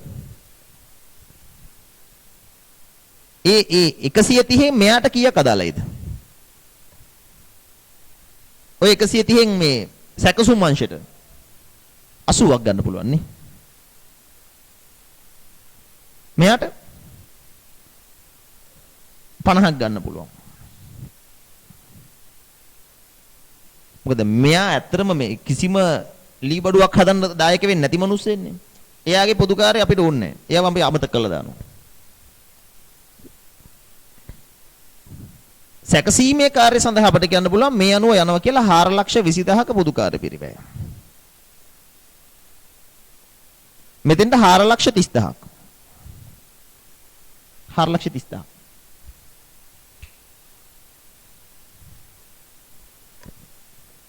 අංකල් අහනවා මගෙන් දැන්වත් වගේ බෙදිල්ල ඉවරද?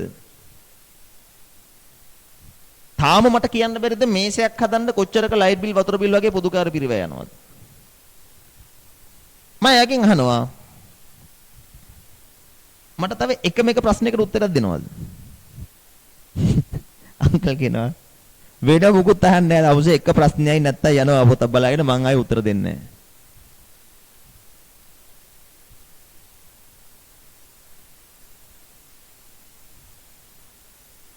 මේ බලන්න. මම අන්තිමට අහනවා මේ අංකල් ලබන අවුරුද්දේ සැකසුම් අංශේ පැය කීයක් වැඩ කරන්න බලාපොරොත්තුවක් තියෙනවද? ලබන අවුරුද්දේ මේ වැඩ ටික කරන්න සැකසුම් අංශේ පැය කීයක් වැඩ කරන්න වෙයිද? ඔක්කොම සේවකයන්ට ඔක්කොම පැය කීයක් ගන්න වෙයිද?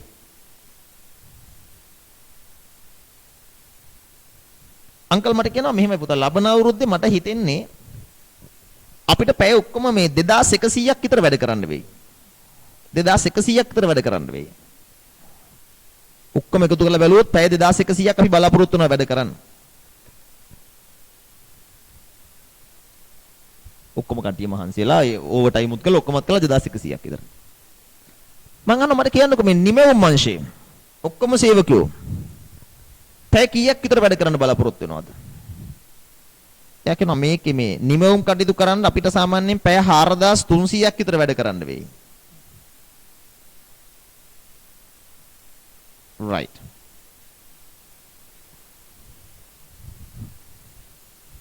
මම දැන් මරු වැඩක් කරනවා මේ. මෙන්න බලාගන්න. වැඩ ඉවරයි. ළමයි. මම ඊට පස්සේ අංකල්ට මෙන්න මේක පෙන්නපු විදිහ. මම යාට කිව්වා රයිට් අංකල් මෙන්න බලාගන්න. ලබන අවුරුද්දේ සැකසුම් අංශයේ සඳහා ඔයා බලාපොරොත්තු වෙනවා පොදුකාර පිරිවැයක් යයි කියලා 420000ක්. සැකසුම් අංශයට යයි කියලා බලාපොරොත්තු වෙනවා පොදුකාර පිරිවැය 420000ක්.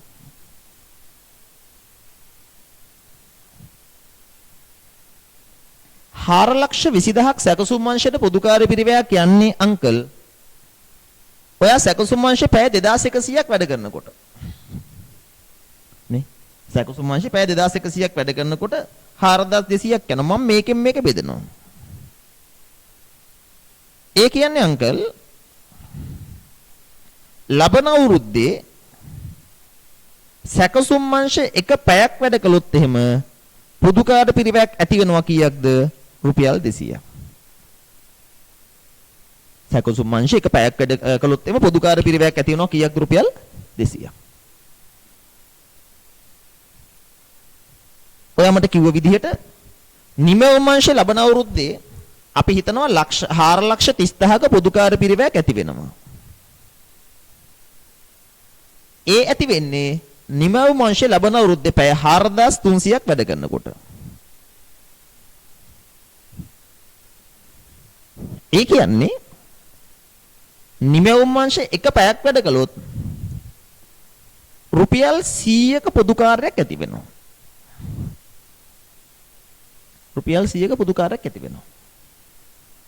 මං අහනවා අංකල්ට පැහැදිලිද? අංකල් කියනවා ඔව්. ඒ කියන්නේ අපි ලබන අවුරුද්දේ සැකසුම් අංශේ පුතා ඔක්කොම පොදුකාරය අපිට 4,20,000ක් යනවානේ. ඕනේ ඒක හරිනේ බෙදලා ගත්තානේ. අපි ඉතින් පැය 2100ක් වැඩ කරනවා කියන්නේ ලබන අවුරුද්දේ සැකසුම් අංශේ එක පැයක් වැඩ කළොත් රුපියල් 200ක පොදුකාරයක් යනවා. හරි පැහැදිලි. understood. well understood.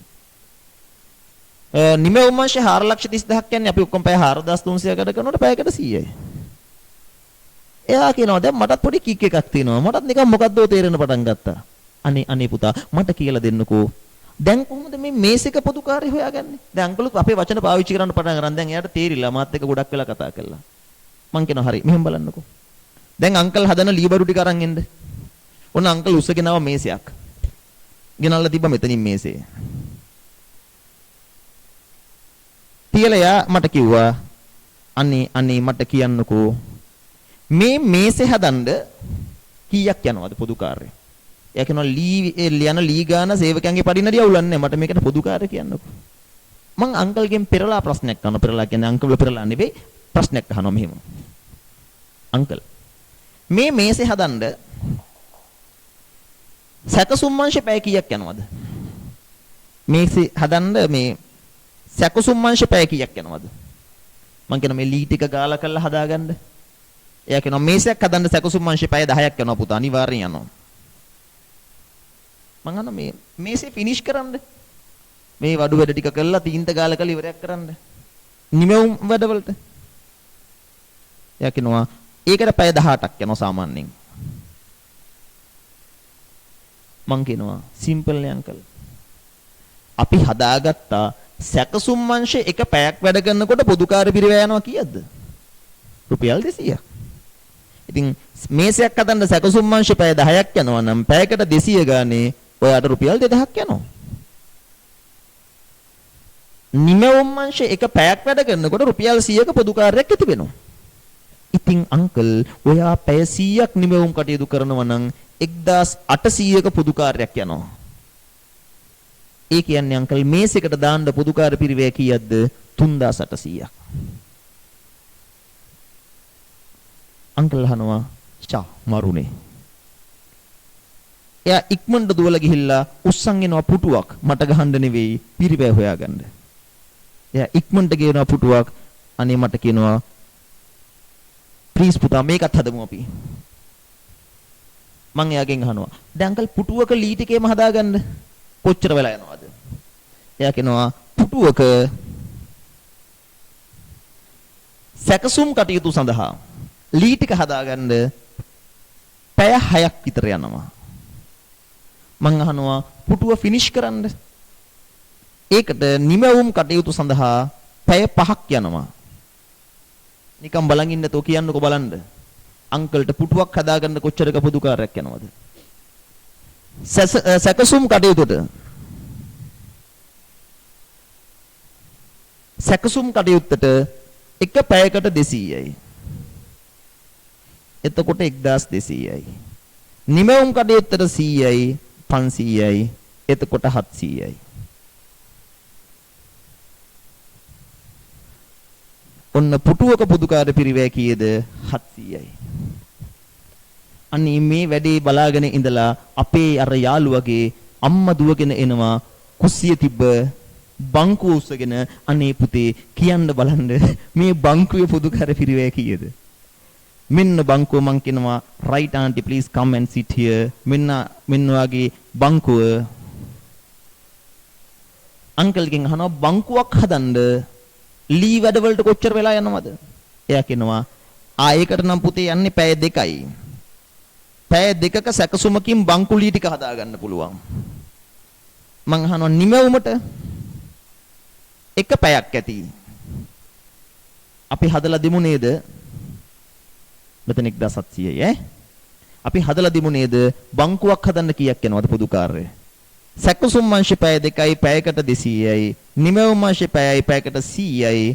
දෙවරක් දෙක 400යි 100යි 500යි.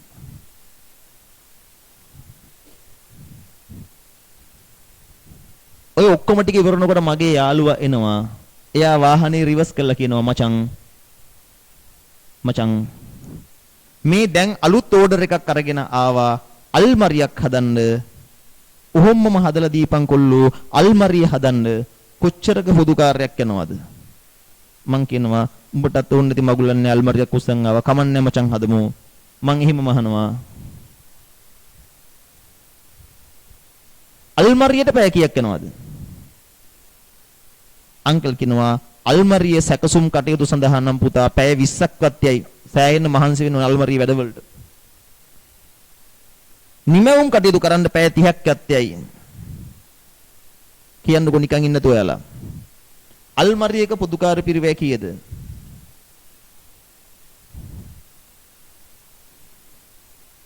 මෙතනට 200 ගානේ 4000යි. මෙතනට 100 ගානේ 3000යි. ඔන්න අල්මරියක පොදුකාර පිරිවැය 7000යි. දැන් අර ප්‍රශ්නේ නෑ නේද මුලින් තිබ්බ. ඕනේ භාණ්ඩයක් වෙන වෙනම ගත්තාම පොදුකාර පිරිවැය හොයාගන්න පුළුවන්. ඉතින් ඔය වැඩේ අංකල්ට කියලා දීලා එදා මම ගෙදර ආවා. කතන්දරේ උතනින් ඉවරයි. ඒ කතන්දරේ ඇතුලේ පාඩමත් ඉවරයි.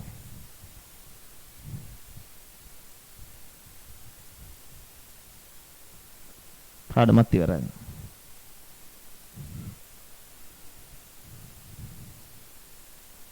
මේ බලන්න.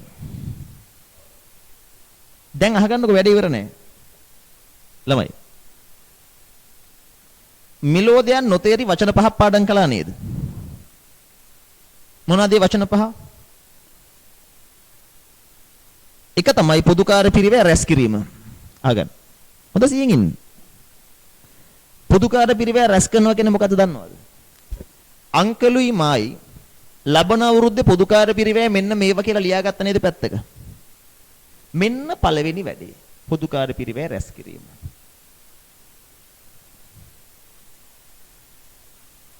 ඊට පස්සේ අපට සිද්ධ වුණා මේ පොදුකාර පිරිවැය අංශ අතර බෙදන්න. අංශ අතර බෙදනකොට ඉන්ධන කියන පොදුකාර පිරිවැය අපි දැක්ක යන්ත්‍රාංශයට විතරයි අදාළ වෙන්නේ. ඒක බෙදන්න ගියේ නෑ. යම් කිසි අංශයකට වෙනමම හඳුන ගන්න පුළුවන් නිසා ඒක ඒ අංශයට දාලා දැම්මා. මේ වැඩේට කියනවා පුදුකාර්ය පිරිවැය ප්‍රතිපාදනය. වෙනම හඳුන ගන්න පුළුවන් පුදුකාර්ය පිරිවැය අදාළ අංශයට දැම්මා. පුදුකාර්ය පිරිවැය වෙන් කළා, ප්‍රතිපාදනය කළා, ඍජු වෙන් කිරීමක් කළා. එහෙම කරන්න බැරි වුණානේ ගොඩනැගිලි කොළියේ විදුලි ගාසු යන්ත්‍ර රක්ෂණ සේවක වැටුප් වගේ දේවල්. සේවක සුබසාධන වගේ දේවල්. ඒ නිසා මේවා හොඳයි කියලා හිතන පදනමක් තෝරගෙන බෙදුවා.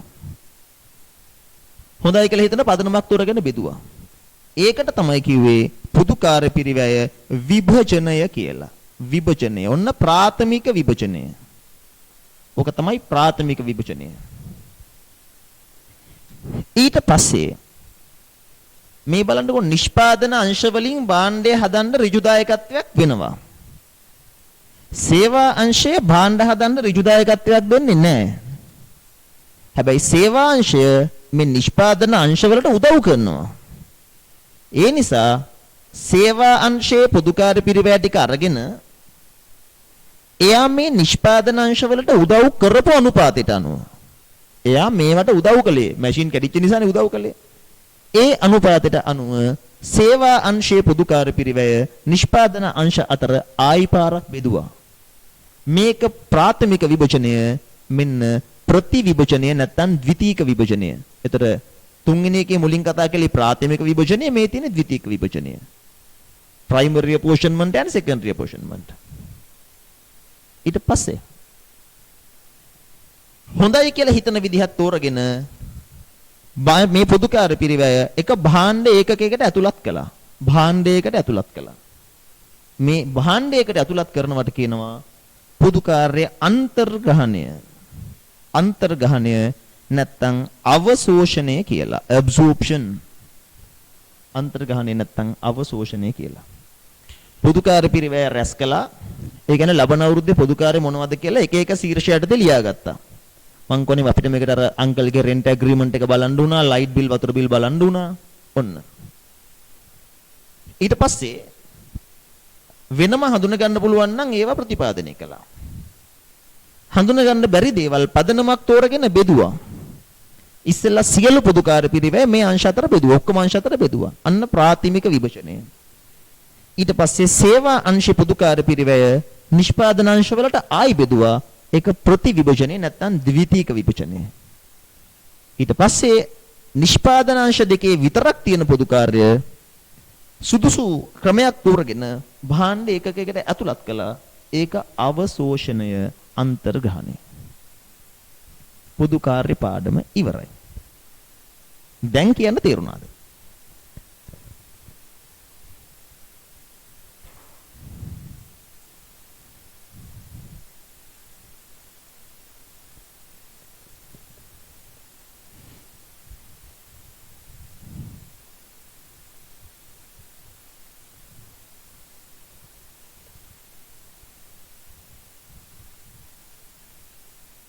අංකල්ට පෙන් සිද්ධ වෙන්න වැඩේ උඩ. හරි.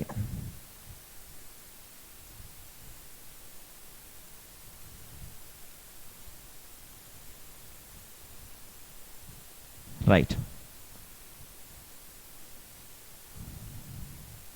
මෙහෙම නැතුව මේ පාඩම ටෙක්නිකල් උගන්වන්න ගියා නම් මං හිතන්නේ සමහර ළමයි මේවා මොංගල් කර ගන්නවා. පැහැදිලිද? ඒකයි මම කිව්වේ මැනේජ්මන්ට් accounting කියන සබ්ජෙක්ට් එක ප්‍රැක්ටිකල් ඉගෙන ගන්න. අංකල් බුරුද ඇත්තද කියලා වැඩක් නැහැ නේ, කතාව තේරුණානේ. හරිද? බුදුහාමුදුරුවෝ පවා කියලා තියෙනවනේ යහපත් අරමුණකින් බොරුවක් කිව්වට කමක් නැහැ කියලා. ඒ නිසා යන්නේ මේ සද්භාවයෙන් නම් කරන්නේ ප්‍රයෝගකාරී සද්භාවයෙන් කරන දෙයක් කළාට කමක් නැහැ. ඒක ඇතුලේ තියෙන ස්ටෝරිය ඔයාලට තේරුණා නම්. එතකොට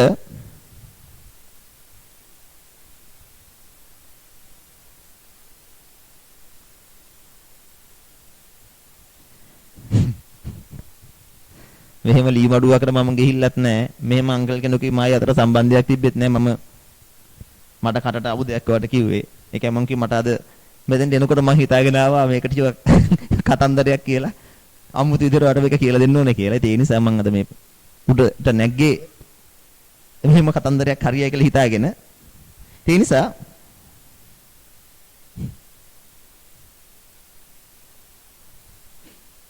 හරි. ඔයාලට වැඩේ තේරුණා නේද? ඒකයි මම කිව්වේ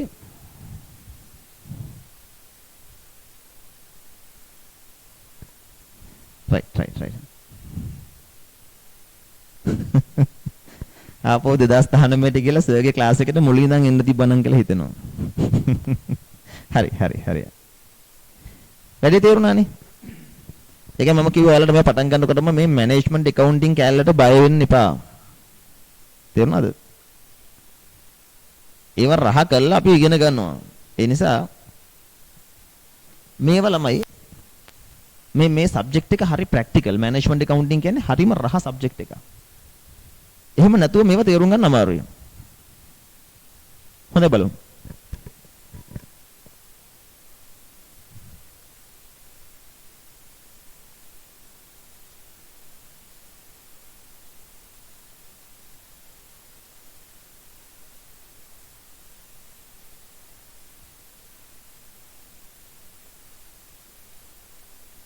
right. දැන් එන්නකොට ටියුට් එකට.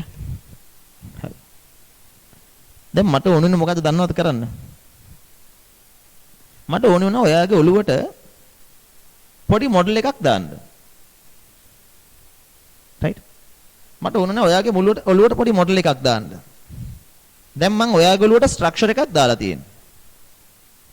ඇත්තටම මම මේ පාඩම දැන් මුලින්ම උගන්වන්න යන්නේ. මම කතන්දර යන්නේ කිව්වේ. හැබැයි දැන් ඔයාට මේ අවසානයේ දැකලා තමයි ඔය ඉගෙන ගන්න. ඒ නිසා මට වගකීමෙන් කියන්න පුළුවන් දැන් උගන්න දේවල් 100%ක් වට තේරෙනවා. එන්න ටියුට් එකට. බලන්න ටියුට් එක අරගෙන. මට ස්ටාර්ස් දෙන්න ඕනේ දුන්න කියලා මං අර ඒක බාර කියලා ඩාන්ස් කරන්නේ නැහැ. ඒ නිසා මේ බලන්න හරි.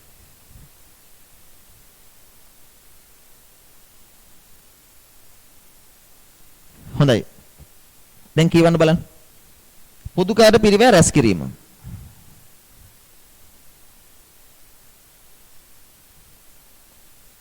අපිටත් ළමයි වලට තේරෙන්න පාඩමක් උගන්වන්න තමයි ආස. ඉතින් ඒක තේරුණා නම් අපිට සන්තෝෂයි. අනිත් එක මේ අන්තිම හරිය පාඩම් ළමයි අමාරුයි කියලා අඬන වැළපෙන පාඩම්. ඉතින් ඔයාලගේ පැත්තෙන් ගත්තහම මං හිතන්නේ තේරුණා කියලා ඔයාවත් දන්නේ නැහනේ. ඔයා නොදැනීම ඔයාට පාඩම තේරෙලා ඉවරයි. දැන් මේවා කියවලා බලන්න නිකම්ම තේරෙන්නේ නැද්ද කියලා. පොදුකාර පිරිවැය රැස් කිරීම. ඉදිරි කාල පරිච්ඡේදය සඳහා අපේක්ෂිත පොදුකාර පිරිවැය විවිධ ශීර්ෂයන් යටතේ ඒකරාශී කිරීම පොදුකාර පිරිවැය එක් රැස් කිරීමයි. දැක්කද මේ විදුලි ගාස්තු අංකොලිමයි ලයිට් බිල් බැලුවා. රක්ෂණ ගාස්තු අපි බැලුවා රක්ෂණ සහතිකේ. වරිපනම් පළාත් පාලන බදු තාක්ෂේරු. ඉතින් මේ වගේ ඕනේ පොදුකාරයක් රැස් කරගන්න පුළුවන්. ප්‍රතිපාදනය ඒ කියන්නේ වෙන් කිරීම. එක් නිෂ්පාදන සහ සේවාංශ සඳහා පැහැදිලිව වෙන් කර හඳුනාගත නොහැකි පොදුකාර පිරිවැය එම එක් නිෂ්පාදන හා සේවාංශ වලට ඇතුළත් කිරීම ප්‍රතිපාදනයයි. උදාහරණ එක් අංශ සඳහා වෙන වෙනම විදුලි මීටර සවි කර ඇති විට විදුලි බිල ප්‍රතිපාදනය කරන්න පුළුවන්. එක් අංශ විසින් වක්‍රද්‍රව්‍ය වක්‍රශමය ආදිය සඳහා වෙන වෙනම ගෙවීම් කරයි නම් එම වියදම් ප්‍රතිපාදනය කරන්න පුළුවන්. දැන් මෙතන නම් මේ ඉන්ධන ගාස්තුව වක්‍ර ද්‍රව්‍යයක්නේ යන්ත්‍ර නඩත්තු අංශයට වෙනම අරගෙන තිබ්බා. ඒක ප්‍රතිපාදනය කළා. දැන් හිතන්නකෝ ලයිට් බිල් මේ අංශ තුනට වෙන වෙනම අංකල් මීටර 3ක් හයි කරලා තිබ්බනම්. එහෙනම් ලයිට් බිල් 3ක් එනවනේ. එතකොට කියන්න පුළුවන් මේ තියෙන්නේ සැකසුම් අංශ ලයිට් බිල. මේ තියෙන්නේ නිමවුම් අංශ ලයිට් බිල. මෙන්න මේන්ටේන් එකේ ලයිට් බිල. එහෙම කියන්න පුළුවන් නේ. එහෙම නැත්නම් මේ අංශ තුන ගොඩනැගිලි 3ක තිබ්බනම් එහෙනම් ගොඩනැගිලි කුලිය මෙහෙම බෙදන්න ඕනේ නැහනේ. එහෙනම් ඉතින් ගොඩනැගිලි කුලිය වෙන වෙනම ගන්න පුළුවන්. එහෙම වෙන වෙනම ගන්න පුළුවන් නම් ඒව ප්‍රතිපාදනය කරන්න. තේරුණානේ? ඊට පස්සේ විභජනය නැත්නම් ප්‍රාථමික විභජනය එක් නිෂ්පාදන හා සේවාංශ සඳහා වෙන්කර හඳුනාගත නොහැකි පොදුකාර පිරිවැය වෙන්කර හඳුනාගත නොහැකි පොදුකාර පිරිවැය සුදුසු පදනමක් ඔස්සේ එක් එක් අංශ අතර බෙදා වෙන් කිරීම විභජනයයි. දැක්කද? වෙන් කළා හඳුනා ගන්න බැරි නම් පදනමක් තෝරගෙන බෙදන්න. මම උතන දාලා තියෙනවා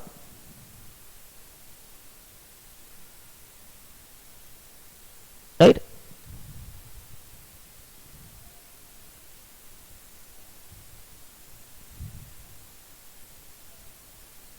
බලන්න මේ එක එක පොදුකාර පිරිවැය බෙදන්න හොඳ පදනම. මට කියන්නේ විදුලි ගාස්තු ගොඩනැගිලි කුලිය ගොඩනැගිලි රක්ෂණය වරිපනම් ගොඩනැගිලි ෂය. සාමාන්‍යයෙන් ඒව බෙදන්න හොඳ පදනම මොකද්ද? ගොඩනැගිලි කුලිය වගේ දේවල් බෙදුවේ මොකද්ද? පදනම තමයි ගොඩනැගිල්ලේ භූමි ප්‍රමාණය. භූමි ප්‍රමාණය ලියන්න පදනම භූමි ප්‍රමාණය. වර්ග අඩි කියලා ලියන්න එපා භූමි ප්‍රමාණය.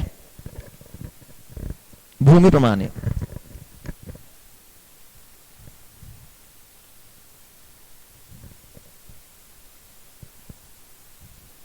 මෙහෙමයි විදුලි ගාස්තුව යන්ත්‍ර සඳහා වුණා නම් අපිට ඒ යන්ත්‍රයේ බලය අනුව බෙදන්න පුළුවන්. මෙතන අපි ගත්තොත් මේ විදුලි ගාස්තුව හිතන්නකෝ ගොඩනැගිල්ලේ විදුලි ගාස්තුව කියලා. යන්ත්‍ර සඳහා නෙමෙයි කියලා. ගොඩනැගිල්ල සඳහා වෙන විදුලි ගාස්තුව. එහෙම හිතලා මම මෙතන භූමි ප්‍රමාණය ගත්තේ. වායු සමනය තාපය ආලෝකය. මොකක්ද හොඳ පදනම? වායු සමන තාපාලෝක. දැන් මේ වායු සමනය කරන්නේ වර්ගඵලයක් නෙවෙයිනේ. ඒක භූමි ප්‍රමාණය නෙවෙයි. අපි ගන්නෙ මේ වර්ග වායු AC කරන්නේ යම්කිසි කොටසක් පරිමාවක්. සමහරවිට දැන් සමහර ප්‍රොඩක්ෂන්ස් වලට හීට් එක ගානකට තියෙන්න ඕනේ. නැත්නම් ප්‍රොඩක්ෂන් එක කරන්න බෑ. උදාහරණයක් විදිහට අපි තුමු අයිස්ක්‍රීම් නිෂ්පාදනයේදී යම්කිසි උෂ්ණත්වයක් තියාගන්න ඕනේ. නේ? බිම්මල් නිෂ්පාදනයේදී යම්කිසි උෂ්ණත්වයක් විශේෂයෙන්ම යම් බෙහෙත් වර්ග නේ. ඔයාලා දන්නවනේ ඔය එක එක ඉන්ජෙක්ෂන් වර්ග. මේ මොකක්ද ඔය අපි කොවිඩ් වලට ගහන්නේ මොකක්ද මේ ෆයිසර් නේ? ඒක ස්ලෝ කරන්නත් ඕනේ මේ සෙල්සියස් අංශක ඍණ 60කද කොහෙදනේ? එතකොට ඒ නිසා අපි මේ සාමාන්‍යයෙන් මේ හීටින් වලට එයාර් කන්ඩිෂනින් වලට වගේ ගන්නකොට ගන්නේ වර්ගඵලය නෙවෙයි. ඒකට කියන්නේ පරිමාව කියලා නේ. දිග වැඩි කිරීම පළල වැඩි කිරීම උස to the power 3 කියලා ගන්නෙ. ඒ කියන්නේ අපි m වර්ගය නෙමෙයි ඝනය කියලා ගන්නෙ නේ. power 3 කියලා ගන්න යන්නේ ඒක. ඒ කියන්නේ පරිමාව. ඒකට ගන්න පරිමාව. පරිමාව. පරිමාව සාමාන්‍යයෙන් හීටින් ලයිටින් වලට ගන්නේ පරිමාව. ඊළඟ යන්ත්‍ර ෂය යන්ත්‍ර රක්ෂණය. පදනම තමයි යන්ත්‍ර වටිනාකම. යන්ත්‍ර ෂය යන්ත්‍ර රක්ෂණයට යන්ත්‍ර වටිනාකම.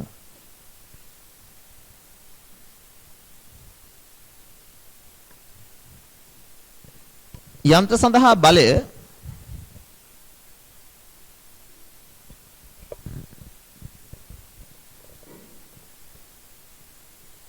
යන්ත්‍ර සඳහා බලය මොකද්ද පදනම?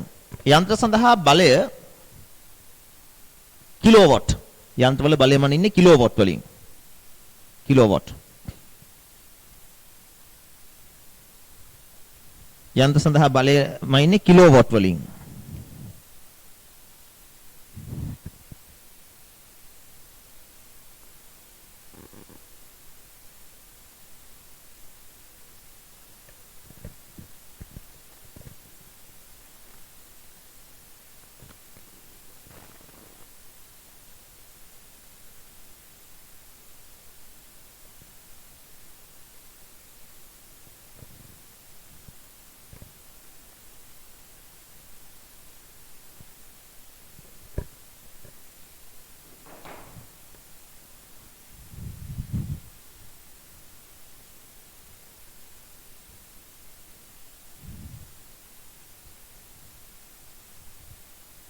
කියන මේක දෙවෙනි එක අය කියන්නේ දෙවෙනි එක වායු සමනය තාපය ආලෝකයට කිව්වේ පරිමාව ඝන මීටර. යන්ත්‍රශේ යන්ත්‍ර රක්ෂණයට යන්ත්‍ර වටිනාකම. යන්ත්‍රශේ යන්ත්‍ර රක්ෂණයට යන්ත්‍ර වටිනාකම ගන්න. යන්ත්‍ර සඳහා බලය කිලෝවොට් kW කිලෝවොට්. ඔක පරණ පොත්පත්වල යන්ත්‍ර අශ්ව බල කියලාත් කියනවා. ඉස්සර පරණ යන්ත්‍රවල පව එකමයි ඉන්නේ අශ්ව බල වලින්. එක්ක කිලෝවොට්ස් පරණ මැෂින්ස් වල නම් අශ්ව බල කියලා කියන්නේ ඒක. අශ්ව බල.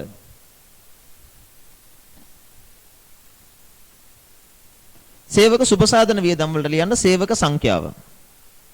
සේවක සුපසාධන වියදම් සේවක සංඛ්‍යාව.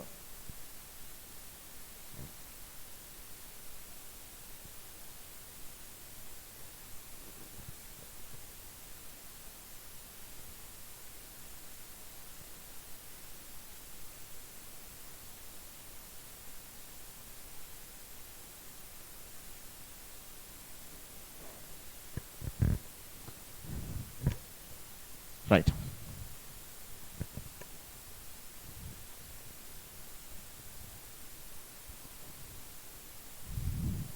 බලන්න ප්‍රශ්නේ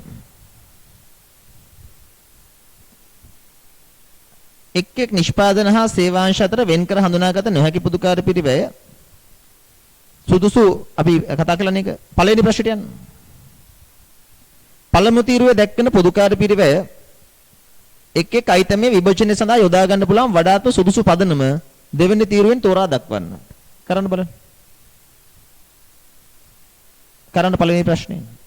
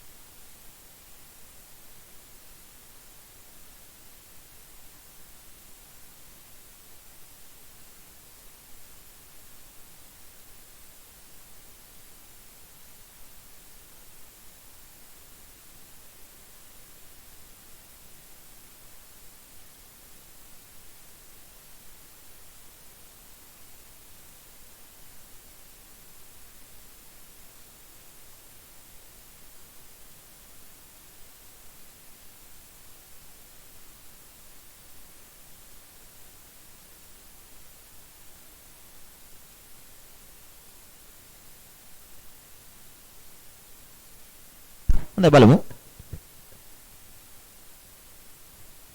ගන්න වෙන්නේ මෙහෙමයි. කුලී හා වරිපණම් ගන්න අංක 2 බිම් ප්‍රමාණය. බිම් ප්‍රමාණය. කාර්ය මණ්ඩල සුබසාධන වියදම් ගන්න 4 සේවක සංඛ්‍යාව. කාර්ය මණ්ඩල සුබසාධන වියදම් 4 සේවක සංඛ්‍යාව. යන්ත්‍ර ධාවනය සඳහා විදුලිය ඒකට ගන්න වෙන්නේ යන්ත්‍ර ධාවන පැය 6. යන්ත්‍ර ධාවන පැය ගාන 90 තමයි ගන්න වෙන්නේ ඈ. දැන් කටපාඩම් කරලා යන්න බෑ ගෙදෙද්දී. යන්ත්‍ර රක්ෂණයට ගන්න යන්ත්‍ර වටිනාකම 1. 1.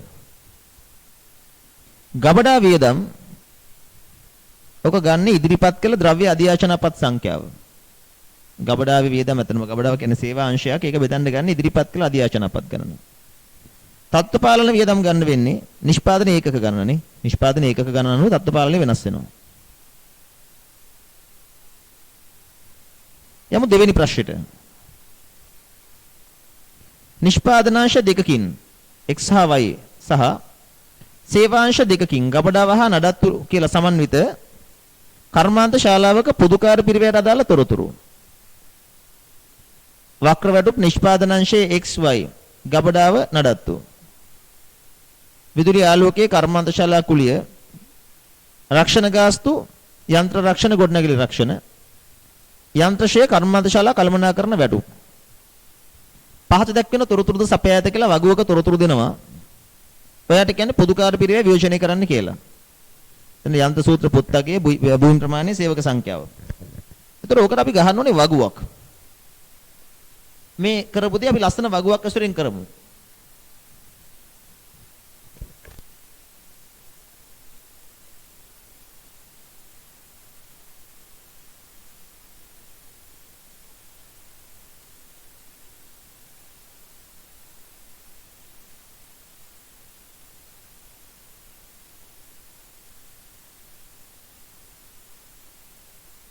චුට්ටක් එකේ හැඩය බලා ගන්න. සම්මත ආකෘතියක් නැහැ. නමුත් අපි නිකන් ක්‍රමයක් හදමු එකට.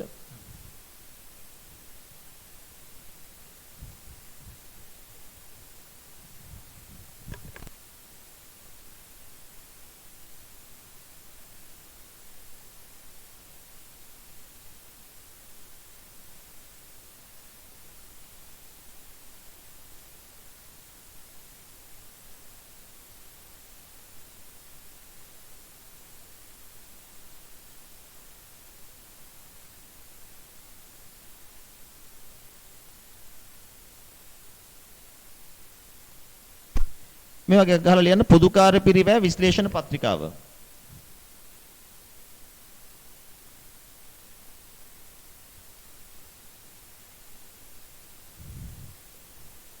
එන්න විස්තරය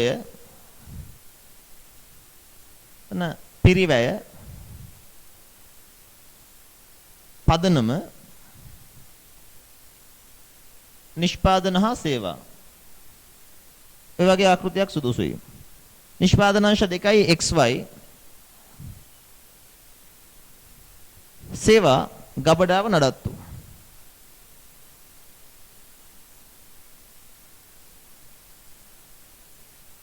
දැන් කරන්න තියෙන උතන තියෙන පොදුකාර්ය පිරිවැය අරගන්න වක්‍ර වැටුප්. එතන මුළු පිරිවැය ලක්ෂ 2යි 200යි මම බින්දු කපලා හදන්නම්. දැන් පේන ඇති උතන වක්‍ර වැටුප බෙදලා දෙනවනේ නිෂ්පාදනාංශ x ට 100යි. නිෂ්පාදනාංශ y ට 60යි. ගබඩාවට 10යි නඩත්තු අංශයට 30යි. බෙදලා දෙනවා නම් මේක ප්‍රතිපාදනයනේ. ප්‍රතිපාදනය කියන එකට ඍජු කියලා ලියන්න පුළුවන්. ඒ කියන්නේ කෙලින්ම බෙදලා දෙනවා. ඒක ප්‍රතිපාදනය කියලා ලියන්නේ නැත්නම් වෙන් කිරීම කියලා ලියන්නේ නැත්නම් ඍජු කියලා ලියන්න. ඊට පස්සේ අනිත් ඒවා බෙදන්න. විදුලි ආලෝකය 50/10යි.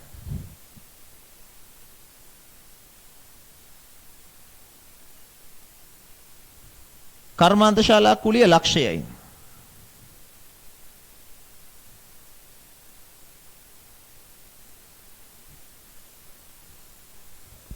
රක්ෂණ ගාස්තු යන්ත්‍ර රක්ෂණය 40යි.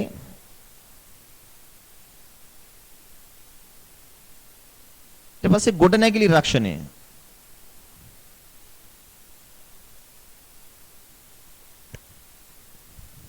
පනහයි. යන්ත්‍ර ෂය 40යි.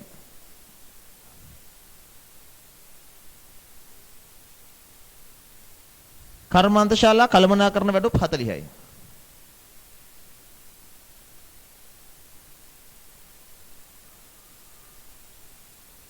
දැන් ඔකට සුදුසු පදනමක් තෝරගෙන බෙදන්න බලන්න.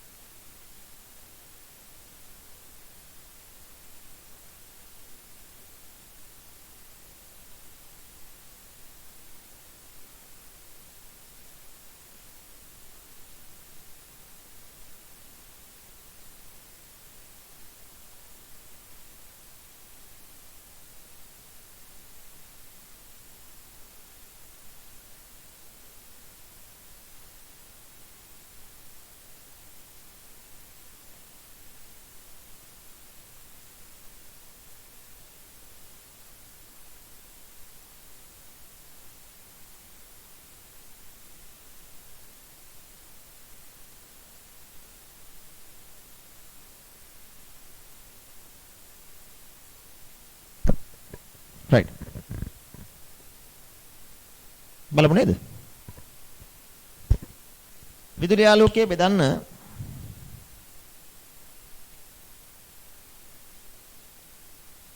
මේ ගන්න විදුලි ආලෝකයේ බෙදන්න භූමි ප්‍රමාණය අනුව 4ට 4ට 1ට 1යි 4ට 4ට 1ට 1යි ඒ කියන්නේ මේකේ භූමි ප්‍රමාණය 20යි 20යි 5යි 5යි නේ කර්මාන්තශාලා කුලිය ඒකටත් භූමි ප්‍රමාණයට බෙදමු 40යි 40යි 10යි 10යි නේ යන්ත්‍ර රක්ෂණය බෙදමු යන්ත්‍ර වටිනාකම යන්ත්‍රවල පොත්තගේ 3ට 2ට 1ට 2යි 3ට 2ට 1ට 2යි 3 2යි 5 3 8යි 3ට 2ට 1ට 2යි 8යි 8යි 5යි 3ට 2 15යි 10යි 5යි 10යි නේ හරි කොටනැගිලි ෂෙයා ගන්න භූමි ප්‍රමාණය 20ට 20ට 5ට 5යි යන්ත්‍ර ෂෙයාත් ගන්න යන්ත්‍ර වටිනාකම 15ට 10ට 5ට 10යි කළමනාකරන වැටුප් වලට ගන්න වෙන්නේ සේවක සංඛ්‍යාව 15යි 15යි 5යි 5යි එහෙමම ගන්න පුළුවන් නේ 15යි 15යි 5යි 5යි එකතු කළොත් 1,20,000 1,60,000 1,75,000 1,95,000 1,02,000 2,25,000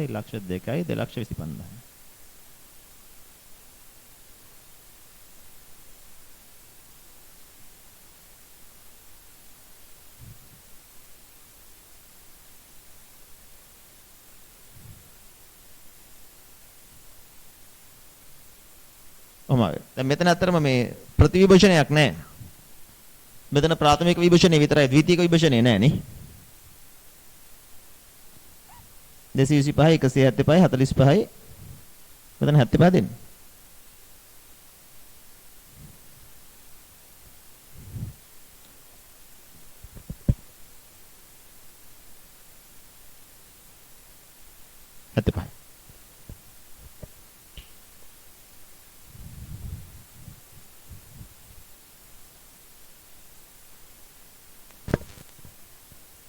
හදන කට්ටිය හදාගන්න.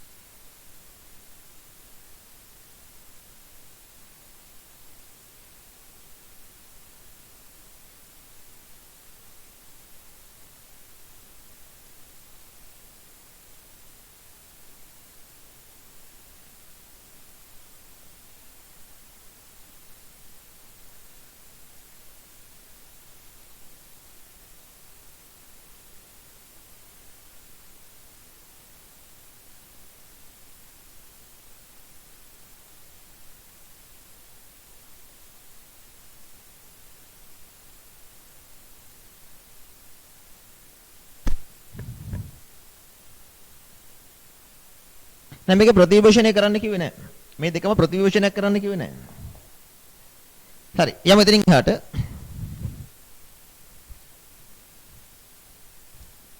බලන්න ටියුට් එක ප්‍රතිවිභජනය නැත්නම් ද්විතීයික විභජනය සේවාංශවල පොදුකාර පිරිවැය එක් එක් සේවාංශ විසින් නිෂ්පාදනාංශවලට සේවා සැපයූ අනුපාතයට අනුව නැවත බෙදා හැරීම ප්‍රතිවිභජනයයි. මේ අවශ්‍යතාවය නම් සේවාංශ නිෂ්පාදනයට ඍජු දායකත්වයක් නොසපයන නිසා සේවාංශවල පොදුකාර පිරිවැය භාණ්ඩ ඒකකයකට වෙන් කර හඳුනාගත නොහැකි නමුත් එම පිරිවැයද ඒකකයට ඇතුළත් කරන්න ඕනේ. දැන් අර අපි කලින් කතා කළා මේ සේවාංශ ඇයි ප්‍රතිවිභජනය කරන්නේ? භාණ්ඩ නිෂ්පාදනයේට සේවාංශයේ ඍජුව දායක වෙලා නැහැ. ඒ වුණාට සේවාංශ නැතුව නිෂ්පාදනය කරන්න බෑ. අනිවාර්යයෙන්ම ඒ නිසා සේවාංශ ප්‍රතිවිභජනය කරන්න ඕනේ. සේවා අංශයේ ප්‍රතිවිභජන පදනම නඩත්තු අංශය යන්ත්‍ර නඩත්තු අංශය ප්‍රතිවිභජන පදනම ගන්න යන්ත්‍ර නඩත්තු වාර ගණන නැත්නම් නඩත්තු පැය ගණන දෙකම හරි යන්ත්‍ර නඩත්තු අංශයේ ඉස්සරහ ලියන්න පදනම යන්ත්‍ර නඩත්තු වාර ගණන නැත්නම් නඩත්තු පැය ගණන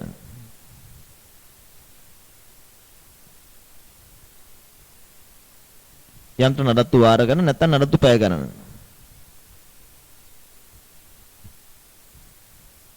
ඊළඟ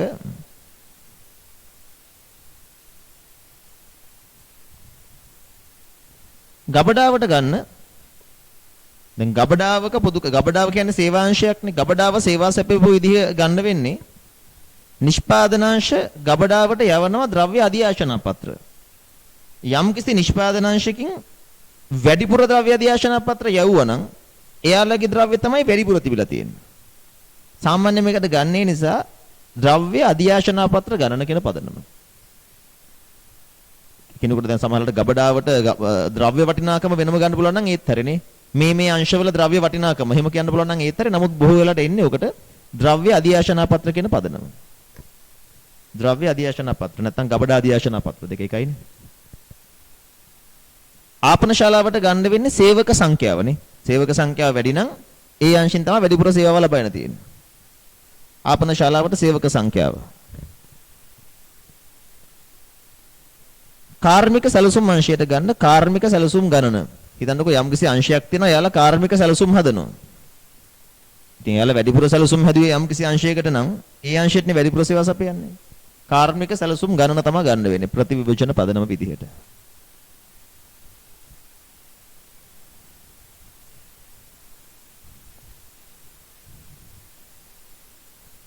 ඔතන තියෙන 3 4 5 කියන ප්‍රශ්න ටික හෝම්වර්ක් එකක් විතර හදන්න. තියරි ටික කටපාඩම් කරන්න ඕනේ. අනිවාර්යෙන් මතක තියෙන්න ඕනේ. විභාගෙදී ලකුණු දෙනවා. මම දැන් මේ තියරි කතන්දර නැතුව කතන්දර විදිහට කිව්වට කතන්දරේ මතකද කියලා හරියන්නේ නැහැ. තියරි ඔළුවේ තියෙන්න ඕනේ. ඒ තියෙන ප්‍රශ්න ටික හදන්න ගෙදරදී ප්‍රශ්නාංක 3 4 5 3 4 5. ඊට අපිට ලබන සතිය අවශෝෂණයේ අයි පාරක් කියලා දෙන්න පුළුවන් වෙනම අරගෙන හිමින් සැරේ. මූලික තියරි එක ඔළුවේ තියාගෙන පාඩමට ලබන සතිය සම්බන්ධයෙන් ඒත් එක්ක මම දාපු පිරිවෙ පරිමා ලාභ විග්‍රහය ආන්තික පිරිවෙකරණේ ගණන් ටික හදලා ඊළඟ බදාද පන්තියට සම්බන්ධ වෙන්න. උතර වලට තේරෙනවා ඇති දැන් පොදුකාර පිරිවෙත් යනවා. ඒ ආන්තික පිරිවෙකරණයක් වෙනවා. අපිට ආයෝජනයකින් තමයි ඉතුරු වෙන්නේ. ලබන මාසේ විභාගේ පවත්වනකොට ආයෝජනයකිමුත් එක්ක හෝල් සිලබස් ෆුල් සිලබස් එකකින් පවත්වන්න බලාපොරොත්තු වෙනවා. ඉතින් මෙතනින් එහාට කරන වැඩ ගැන විශේෂ අවධානයක් දෙන්න. මොකද දැන් සිලබස් එක කවර් වුණා කියලා පන්ති මිස් කරගන්න එපා. දැන් තමයි එක්සෑම් එකට හරියට අපිට ලෑස්ති වෙන්න පුළුවන්. මොකද හෝල් සිලබස් එකේ වුණාට පස්සේ අපිට හරියටම එක්සෑම් එකේ අපි බලමු ෆුල් පේපර්ස් ටිකක් කරලා ඔයාට කීයක් ස්කෝර් කරගන්න පුළුවන්ද කියලා. ඒ නිසා අකණ්ඩව හරියට සම්බන්ධ වෙලා ඉන්න මට ඇෂුවර් කරන්න පුළුවන් ඔයාට ඒකක් අරගෙන දෙන්න පුළුවන් කියලා. අපි උතනින් අතර නවත්තමු. ආයිබෝන්.